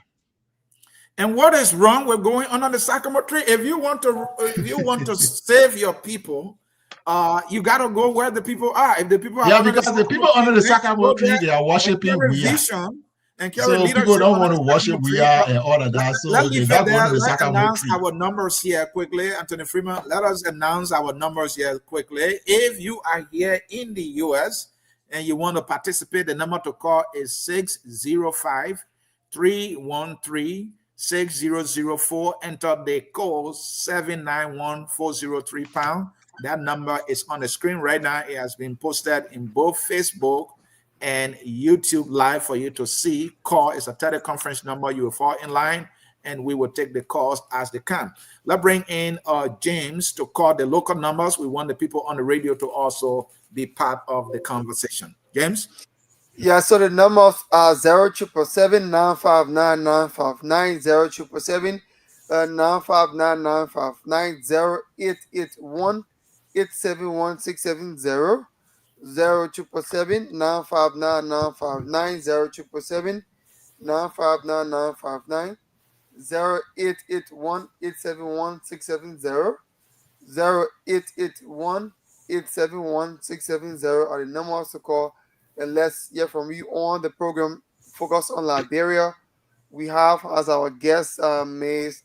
Anthony Wonder Koine Freeman, and we are discussing national issue. Particularly, he said the United Party and the CDC should not be considered or should not be given second chance because, according to him, they are failed Liberians. So let's take this person.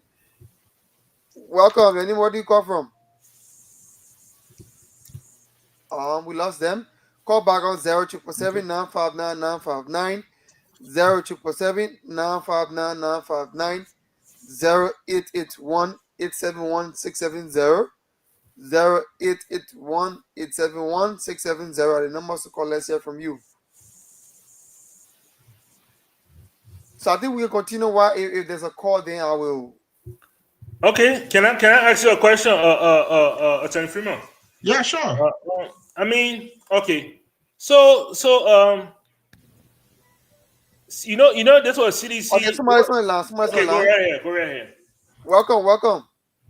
Yeah, how are you? I'm fine. Nima, where do you call from? My name is Emmanuel Kwa, calling from Lateral District number 9. Okay, please go ahead. Go ahead, Emmanuel. Yeah, I want to raise a serious issue regarding this unity government. Okay. The issue I got regarding the unity party government, I got one Mary Bodo, she the deputy chairperson and LPRC member of the board. You hear me? Yeah, go ahead. He attended killing me through food poisoning and drug. I was traumatized in the Lateral District number 9. What happened to our incoming representative, real estate, the man crazy? What happened to the middleman crazy? I also, they paid again, got the boot in the beginning, another kid. I even slept on top of the mango one net, you know, the man ran behind me, call that nap. They drove me in the beginning, beat me. And after they ran behind me about 1 week in a row, I ran on the highway, some part of and disco, Rawa highway. I coming by, met some of my PB friends, and what I gave property to, get some money for them. Trying to put people in the police, everything, and police, then the police to the car, I hit. Beat me at the ceiling depot, they took my money, my phone, police were all involved. So I called him on April and Gosson, William Show, and he informed me, different number of people on that issue, we got that miracle. That miracle, they try to stigmatize the Joseph name of Waga government. So we just call that unnecessary. Yeah. So this is what we want to let each and every one of the generally the Republic of Labrador know why it's for 40. You know, currently my lab, I raised, saying God the future life. Man. Okay. One of the people that called German go to use our to raise the trap for me for my tally there. So hello. I think you have to report the case to the police. It's very. The case already in the police. End of the month, hopefully they'll go in the court. But they say they want to sue me, so I'm waiting for the resident to come for me so we can take out the serious court. Okay, let's see another person. Thank you so kindly. Welcome. Let's hear you. Yeah, good afternoon. Gentlemen, where do you call from? My name is Alvin Banner and I call from the UN Drive. Okay, go ahead. Well, brother, let me appreciate you this afternoon for your talking points, and also let me appreciate Almighty God for pumping breath into all our voices to be heard. Okay. You know, my brother, I just listened to one of your panelists talking about how Georgia is far Georgia have feel like brain people in Georgia are listening to standard to it. You know, some people when they are not pity or when they feel the impact, somebody want to bring that person down by all costs. So they will come with so many negativity. These are the negativity they came with today. We are feeling the kind of impact that we're feeling right now. We were living around the UN beyond the barrier to Pier Street. We used to go play in our sand. We sit on the same sand. We toilet in our sand and we turn around again, go play in our sand. The man who used to talk, he said he didn't do nothing for it. Transform that place today. Go back and even PB around that place. There's somebody on radio talking and said, Joe, we have to like brand people. I got to real it more and turn it back to the record place so you can place it properly because no, it's okay, but hello. Thank you. So we'll take another person for that. We can't take that yet. Thank you so kindly. Welcome. Let's hear you. Good afternoon. Where do you call from? I said we are from the Nigerian embassy. Okay, go ahead, ma'am. The Bible saying all our way we should acknowledge him and he will direct our path. Mm-hmm. The first thing we need to do as a country, we need to pray that God will give us the exact leader that we need to lead our country. Because we are tried left and right, There is no other way. So we need to put it in prayer. That the first thing we need to do. So that is my contribution. Okay. Okay, thank you so kindly. Let's see another person. 0777 959 959 0777 959 959 0881 871 670 0881 871 670. Who's here? Welcome. Let's hear you.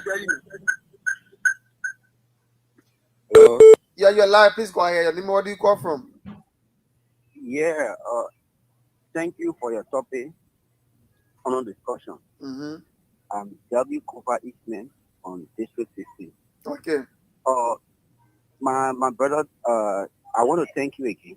But the comparison here, you try to balance the issue, but it's still not being balanced because if we look at the issue of United Party and that is the CDC, the question is why we should we elect United Party is clear. In terms of United Party is just going into one and a half year, let's say almost 2 years.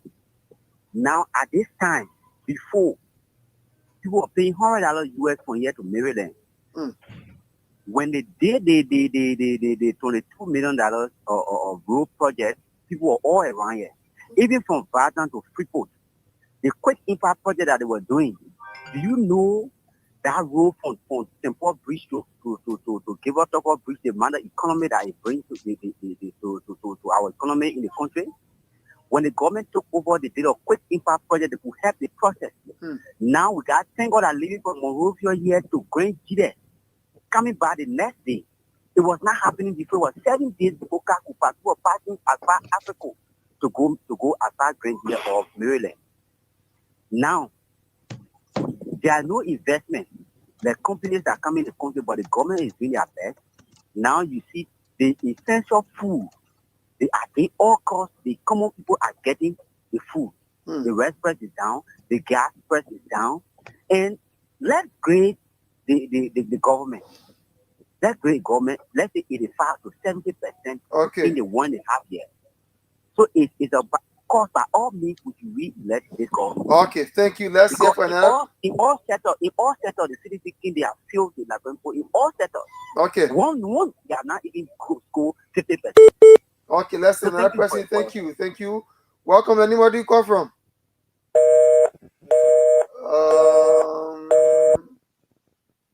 They have gone. Okay, so we lost a person, unfortunately.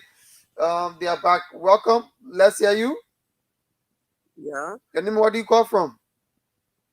I'm calling from Bomb County, Sadaya way there.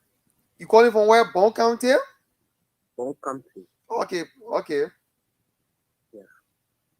First, thank you for the topic on our discussion. My brother, I love the way you people can do the work. And those who are criticizing government, they are not a bad person. Any person, they need to criticize you because if they do criticize you, you will not be serious to do what you're supposed to do.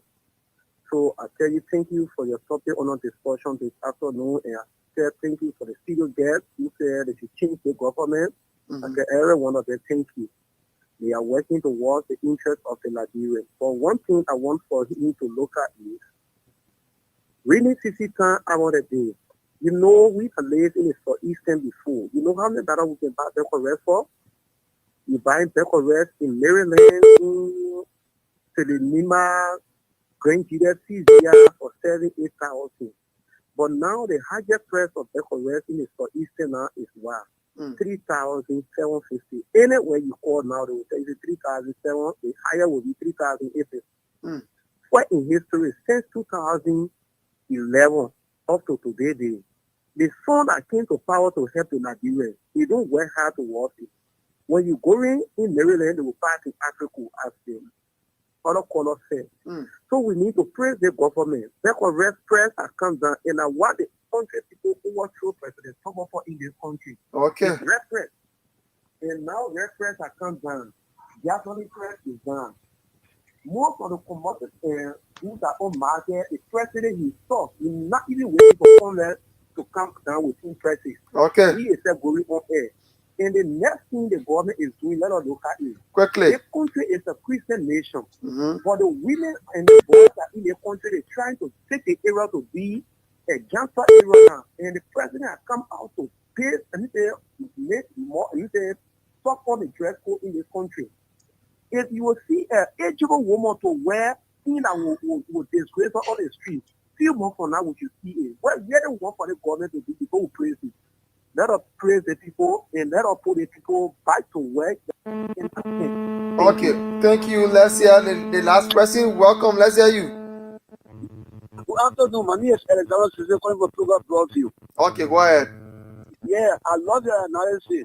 Yes, the past government really feel us. So we can't be stupid like stand and bring them back. Yeah, we can't be stupid like and bring them back. The past government really feel us. So you're saying that there are other people that don't know, then they critique you. They're saying foolishness. Yeah, so Okay. I really love it. Yeah, analysis. Thank you so Yeah. kindly. Thank you. I think you can respond to the concerns or whatever question they had.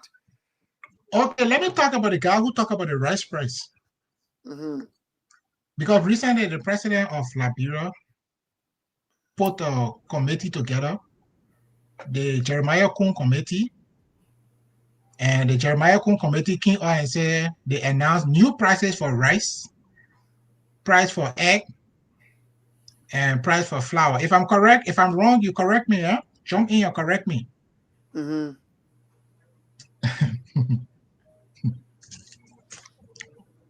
What the rest that the Liberian people agree about, where they farm that rice?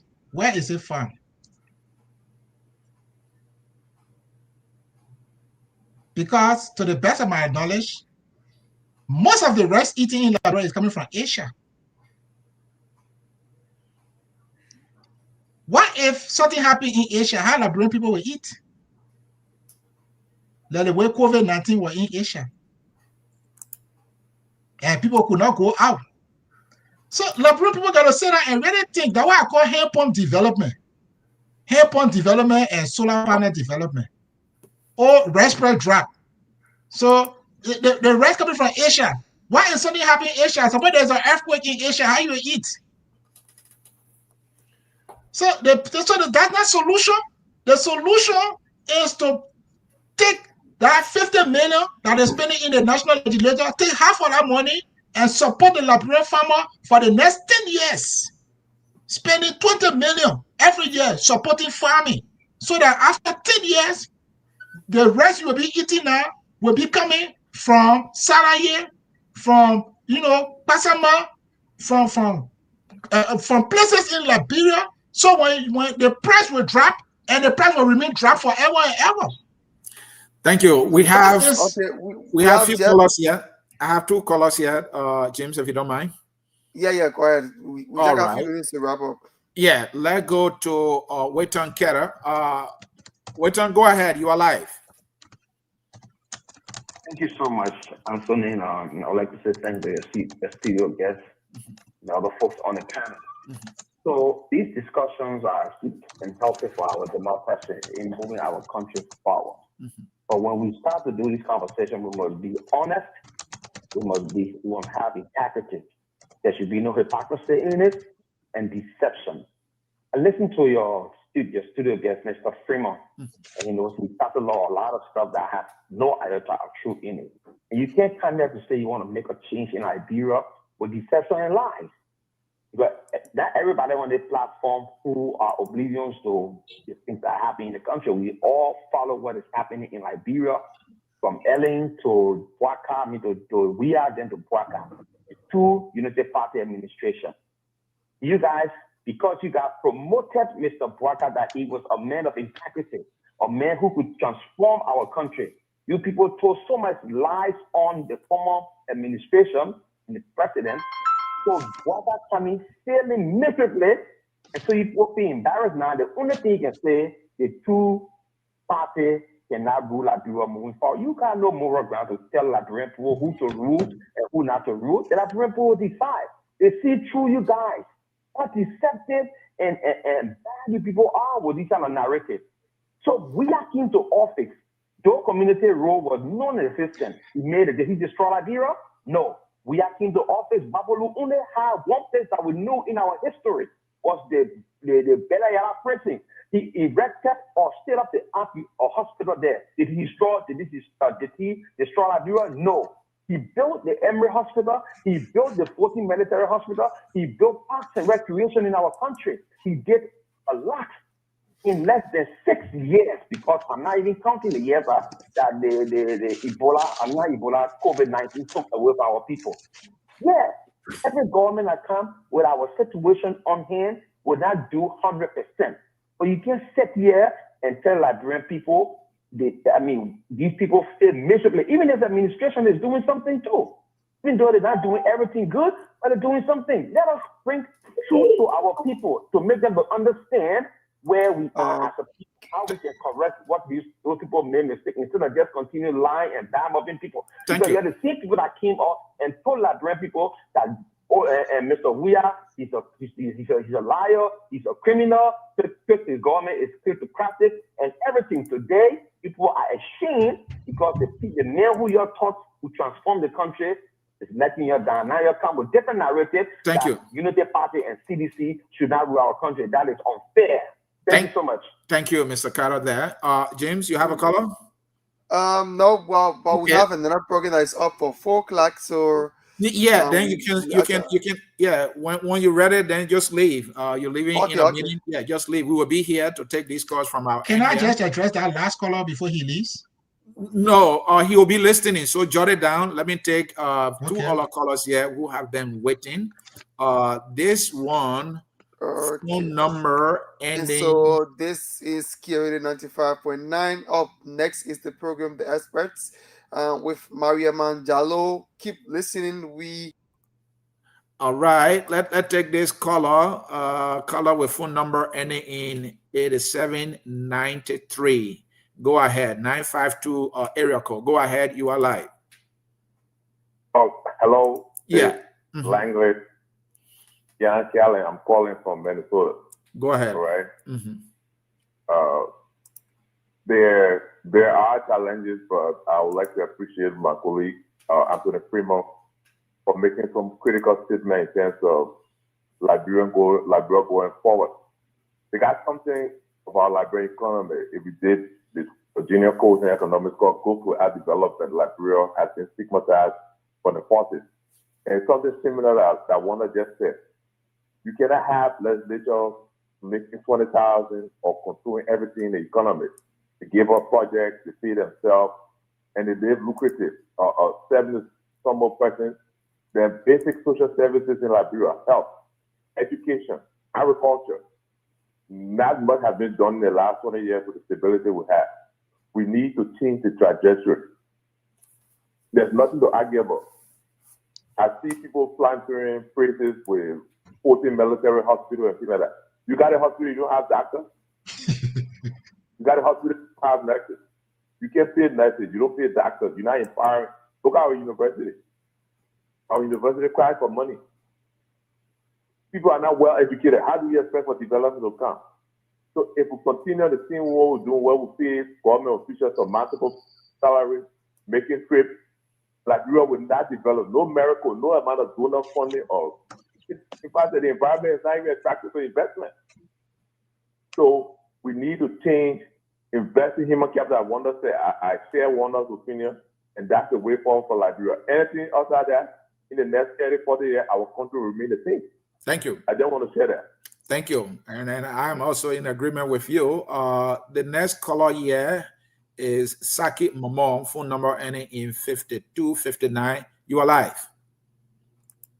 Yeah, I first want to say good morning to all of the panelists. I want to say thanks this afternoon and in the morning for the discussion. I listen to many callers from Liberia saying the government is doing bad because red price is down. You know, it's a little laughable to hear our fellow Liberians talking about government doing bad because red price is down. When a man bring a red price down for you, it's not like long-term solution.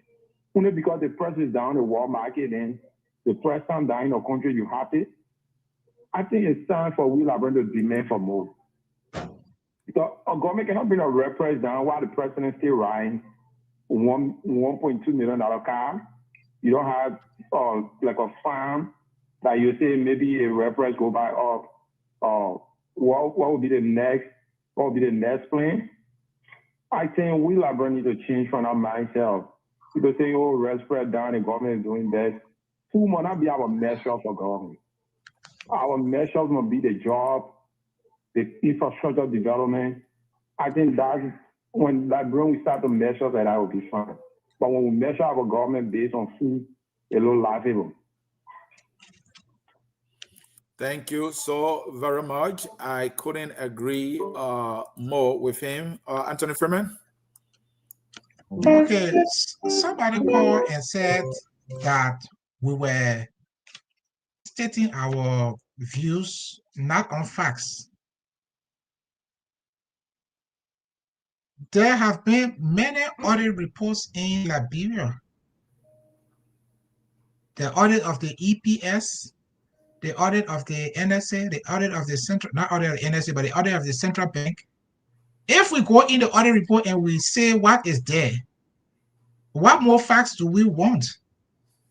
The US government put sanctions on people for corruption who were at the highest level in the WIA administration, someone like McGill. And I'm not saying that because I don't like McGill. McGill is my personal friend. I was one of McGill's groomsmen in his wedding. So he's my personal friend. But on a political level, I have to draw the line between what is good for Liberia and personal friendship. Samuel Twain is a personal friend from college. I like him. He's a very good man. But I have to draw the line between my personal friendship with Samuel Twain and what is good for Liberia. What does CDC believe in? They don't have any philosophy. They just believe in worshiping WIA. Anything WIA does is correct.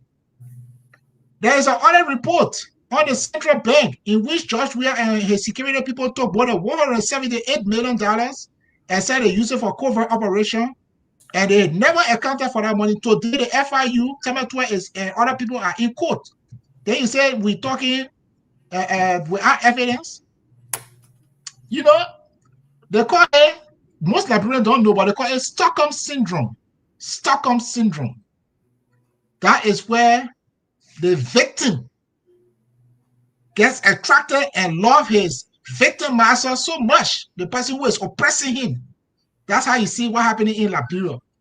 This man built condominiums for himself. He built mansion for himself.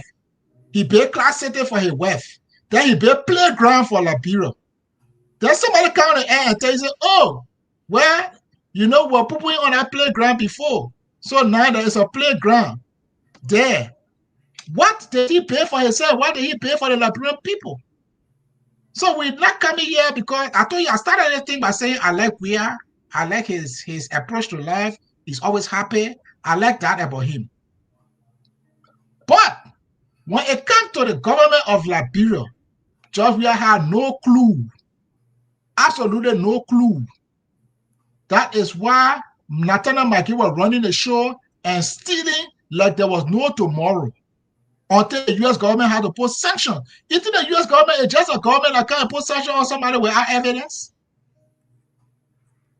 In America, the success rate from the FBI and the Ministry of Justice is 98%. So when they level allegation, they don't level allegation lightly. So what we are saying, there is evidence, 20 years of evidence. 20 years, the CDC has been the dominant party in the national legislature.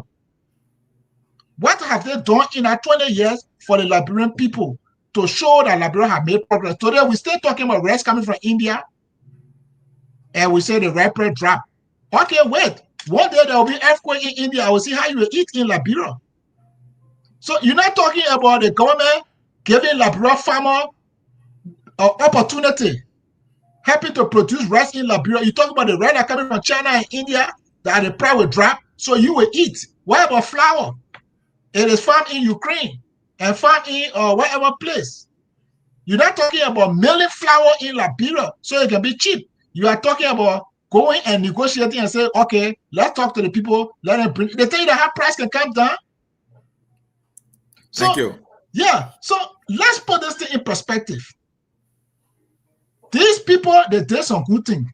I'm not here to tell you they never did any good thing. But I am telling you that in terms of development, when you compare Liberia with other countries, Liberia is far, far, far, far behind. And Mr. Bwaka and the United Party, they are too greedy. They will not move this country forward. George Weah is a greedy man. And CDC is a violent party. You bring up people back, you are bringing back violence. And George Weah will build more condominiums, he will build more mansions, he will build Class City. That place you call Class City, why didn't he build a place like that for the disadvantaged youth in Liberia? But he built it for Class, so that Class children, Class grandchildren, Class great-grandchildren, all of them can live life better. But he tell you he love Liberia. Anthony Freeman, I think, I don't know, the videos and reports I've seen young Liberian citizens there. They have programs there for them. So I don't think that Class children are going there. And also you mentioned... Who own the property? Who own the property? Who own the property? That property, who own it? I don't know who owns it. I don't know Okay. whether it's for the Liberian government. I don't know for Class or what for Weah family. Because the person who own it, the person will pocket the profit from that business. I'll find out. You talk about the sanction also. I know we are closing here. The U.S. government too can lie. The U.S. government too can lie. The U.S. government lied to the whole world that there were weapons of mass destruction in Iraq. That was a lie. The U.S. government can lie. The U.S. government recently lied about... How did we discover it was a lie? The Iraq thing, they went and they investigated, right? Yeah, they did. Okay, but now in Liberia, there is no investigation. But before they could launch the war, the United Nations Weapons Inspector Hans Blake went there and made a report. Yes. That there are no weapons of mass destruction. The very American government even lie on what you call Libya, and they stabilize that country. The U.S. government can lie. So what is the solution to the lie? The possibility of a lie. What is the solution? So they could have lied on Mange and other people. So what is the solution? How do we discover that it's a lie?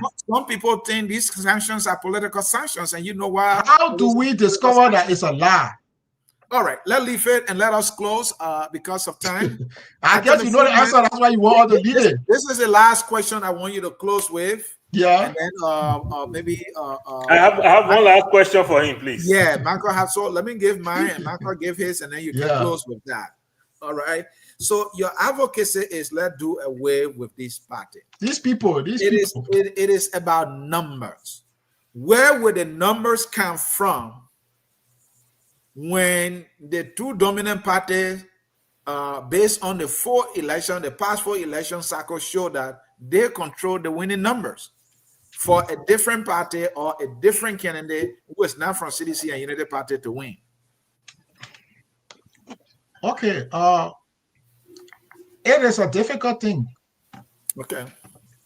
So I'm not here to say it is very easy. Mm-hmm. But if you go back into history and you analyze how they won, where they won, the numbers, you can now put a strategy to win. That's how people succeed in life. You don't succeed by just saying something is possible or is impossible. You sit down, you look at historical trend, you look at what happened, you look at what happened, then you develop a strategy to win, and you be consistent. So what I'm saying, the fact that UP once lost election, it means they can lose election again. Correct? Mm-hmm. The fact that CDC lost election, it means they can lose election again. So we already have example that these people you call very, very, very, very strong have lost election.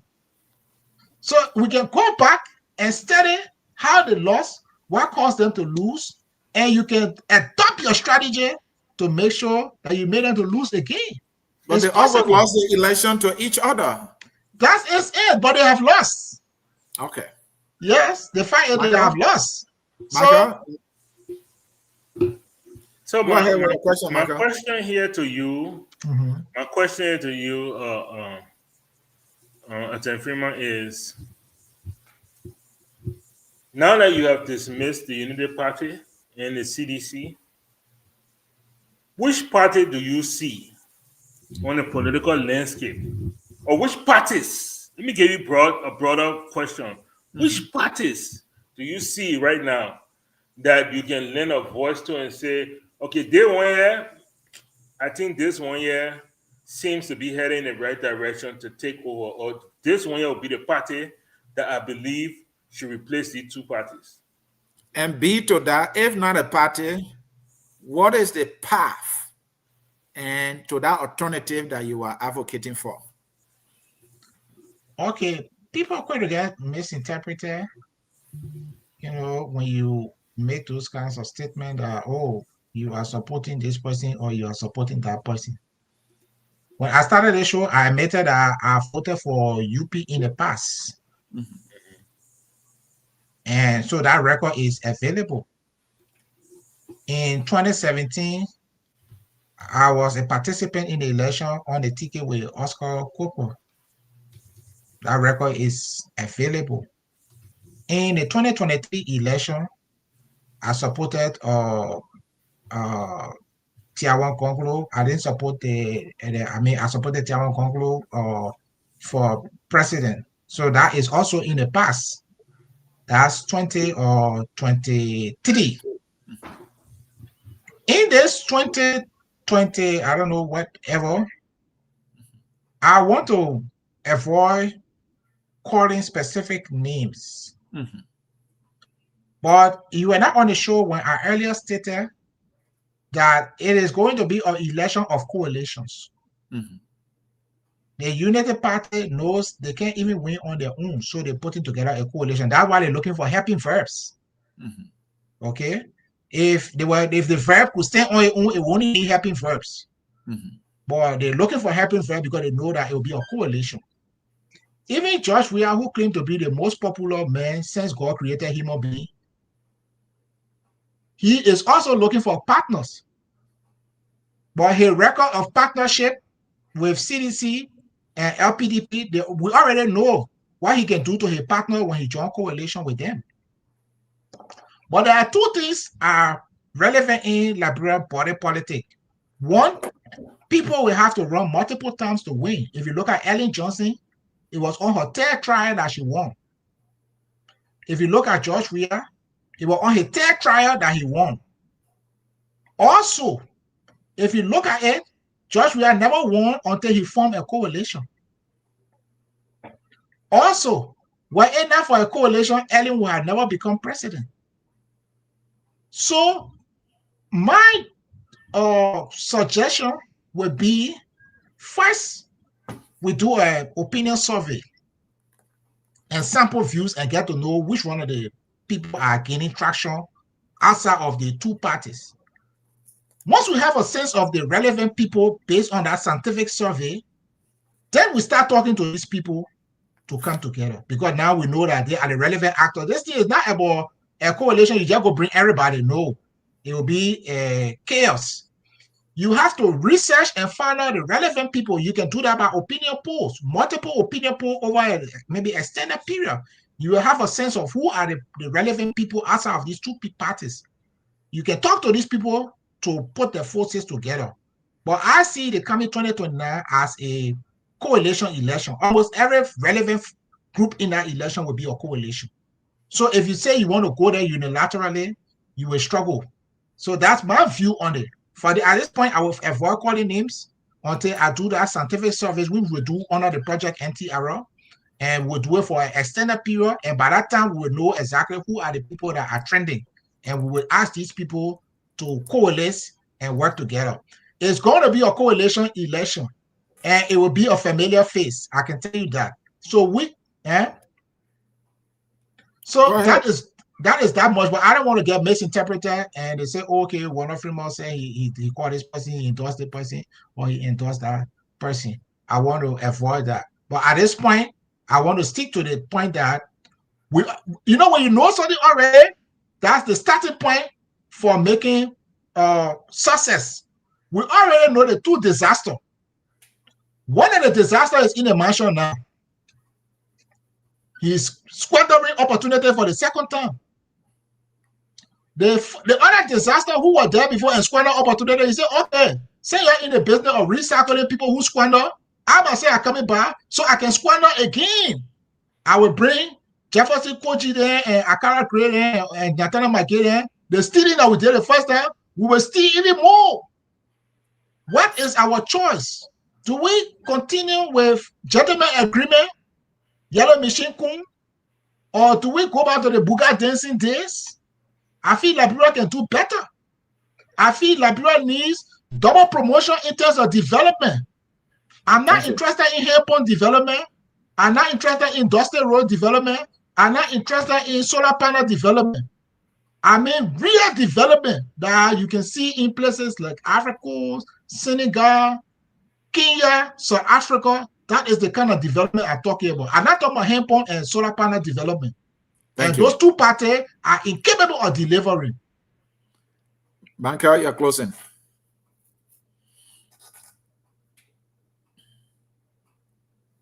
You are still muted, Banker. Yeah, sorry, my people are muted. So it took me a second there. Well, thank you so much, Attorney Freeman. I must say you make a telling argument. I think maybe the only place I would say you faltered at was at the end. I realized I expected a bold statement from you on what you saw, but you start giving us avenues, a pathway where we can go look ourselves. Yeah. I thought by now you had done your homework, you had done that work, and I don't know you to be a fearful guy. I don't know why all of a sudden now you are so fearful that, oh, well, I want people to think this. I want people to conclude that I'm anyway. Maybe I don't know. Maybe you know your after the reason research. After the research, all right. I will speak with more force after the research. But the research has not been done, so I can't speak with any authority on that matter. Okay, all right. But thank you for joining us. I appreciate it. I appreciate your candor, output. I hope others can do the same and speak out for our Liberian future. We look forward to more discussions as we approach 2029. Thank you, Anthony, for having me. It's always a good Saturday when we can hang out together and discuss Liberia. I look forward to more. Thank you, Michael and Attorney Freeman. We can't thank you enough. To our listening audience, we also cannot thank you enough for being a part of what has been a sober discussion for our dear country, Liberia. Today, we did more than talk politics. We interrogated the soul of a nation. We asked what Liberia could become if we dare to imagine leadership beyond the familiar, beyond the recycle, beyond the comfortable. Anthony Warnock Freeman reminded us that no second chance to squander is not just a slogan. It is a warning, a wake-up call, and a blueprint for accountability. We have heard the arguments. We have felt the urgency. And now the question is not whether change is possible, but whether we are ready to demand it. To every Liberian listening at home and abroad, in the markets, in the classrooms, in the corridors of power, this conversation was for you, not to tell you what to think, but to remind you that your voice matters, your silence in complexity. That hope is not naive, it's necessary. We close today not with indictment on anybody, but with the fire to dare, the fire of clarity, the fire of courage, and the fire to challenge ourselves and build the Liberia we all want. Let this be the beginning of a new kind of national dialogue, one that refuses to settle, one that refuses to forget, and one that refuses to squander the future. Until next time, there has been Focus on Liberia. I'm Anson Nsie. Thank you for watching. And we play our song that says, "We are indeed all Liberians." And bye-bye. We are Liberians. Liberia is our home. Liberian people. USA, all we want. Liberia, USA, all we want. Liberia, Liberia.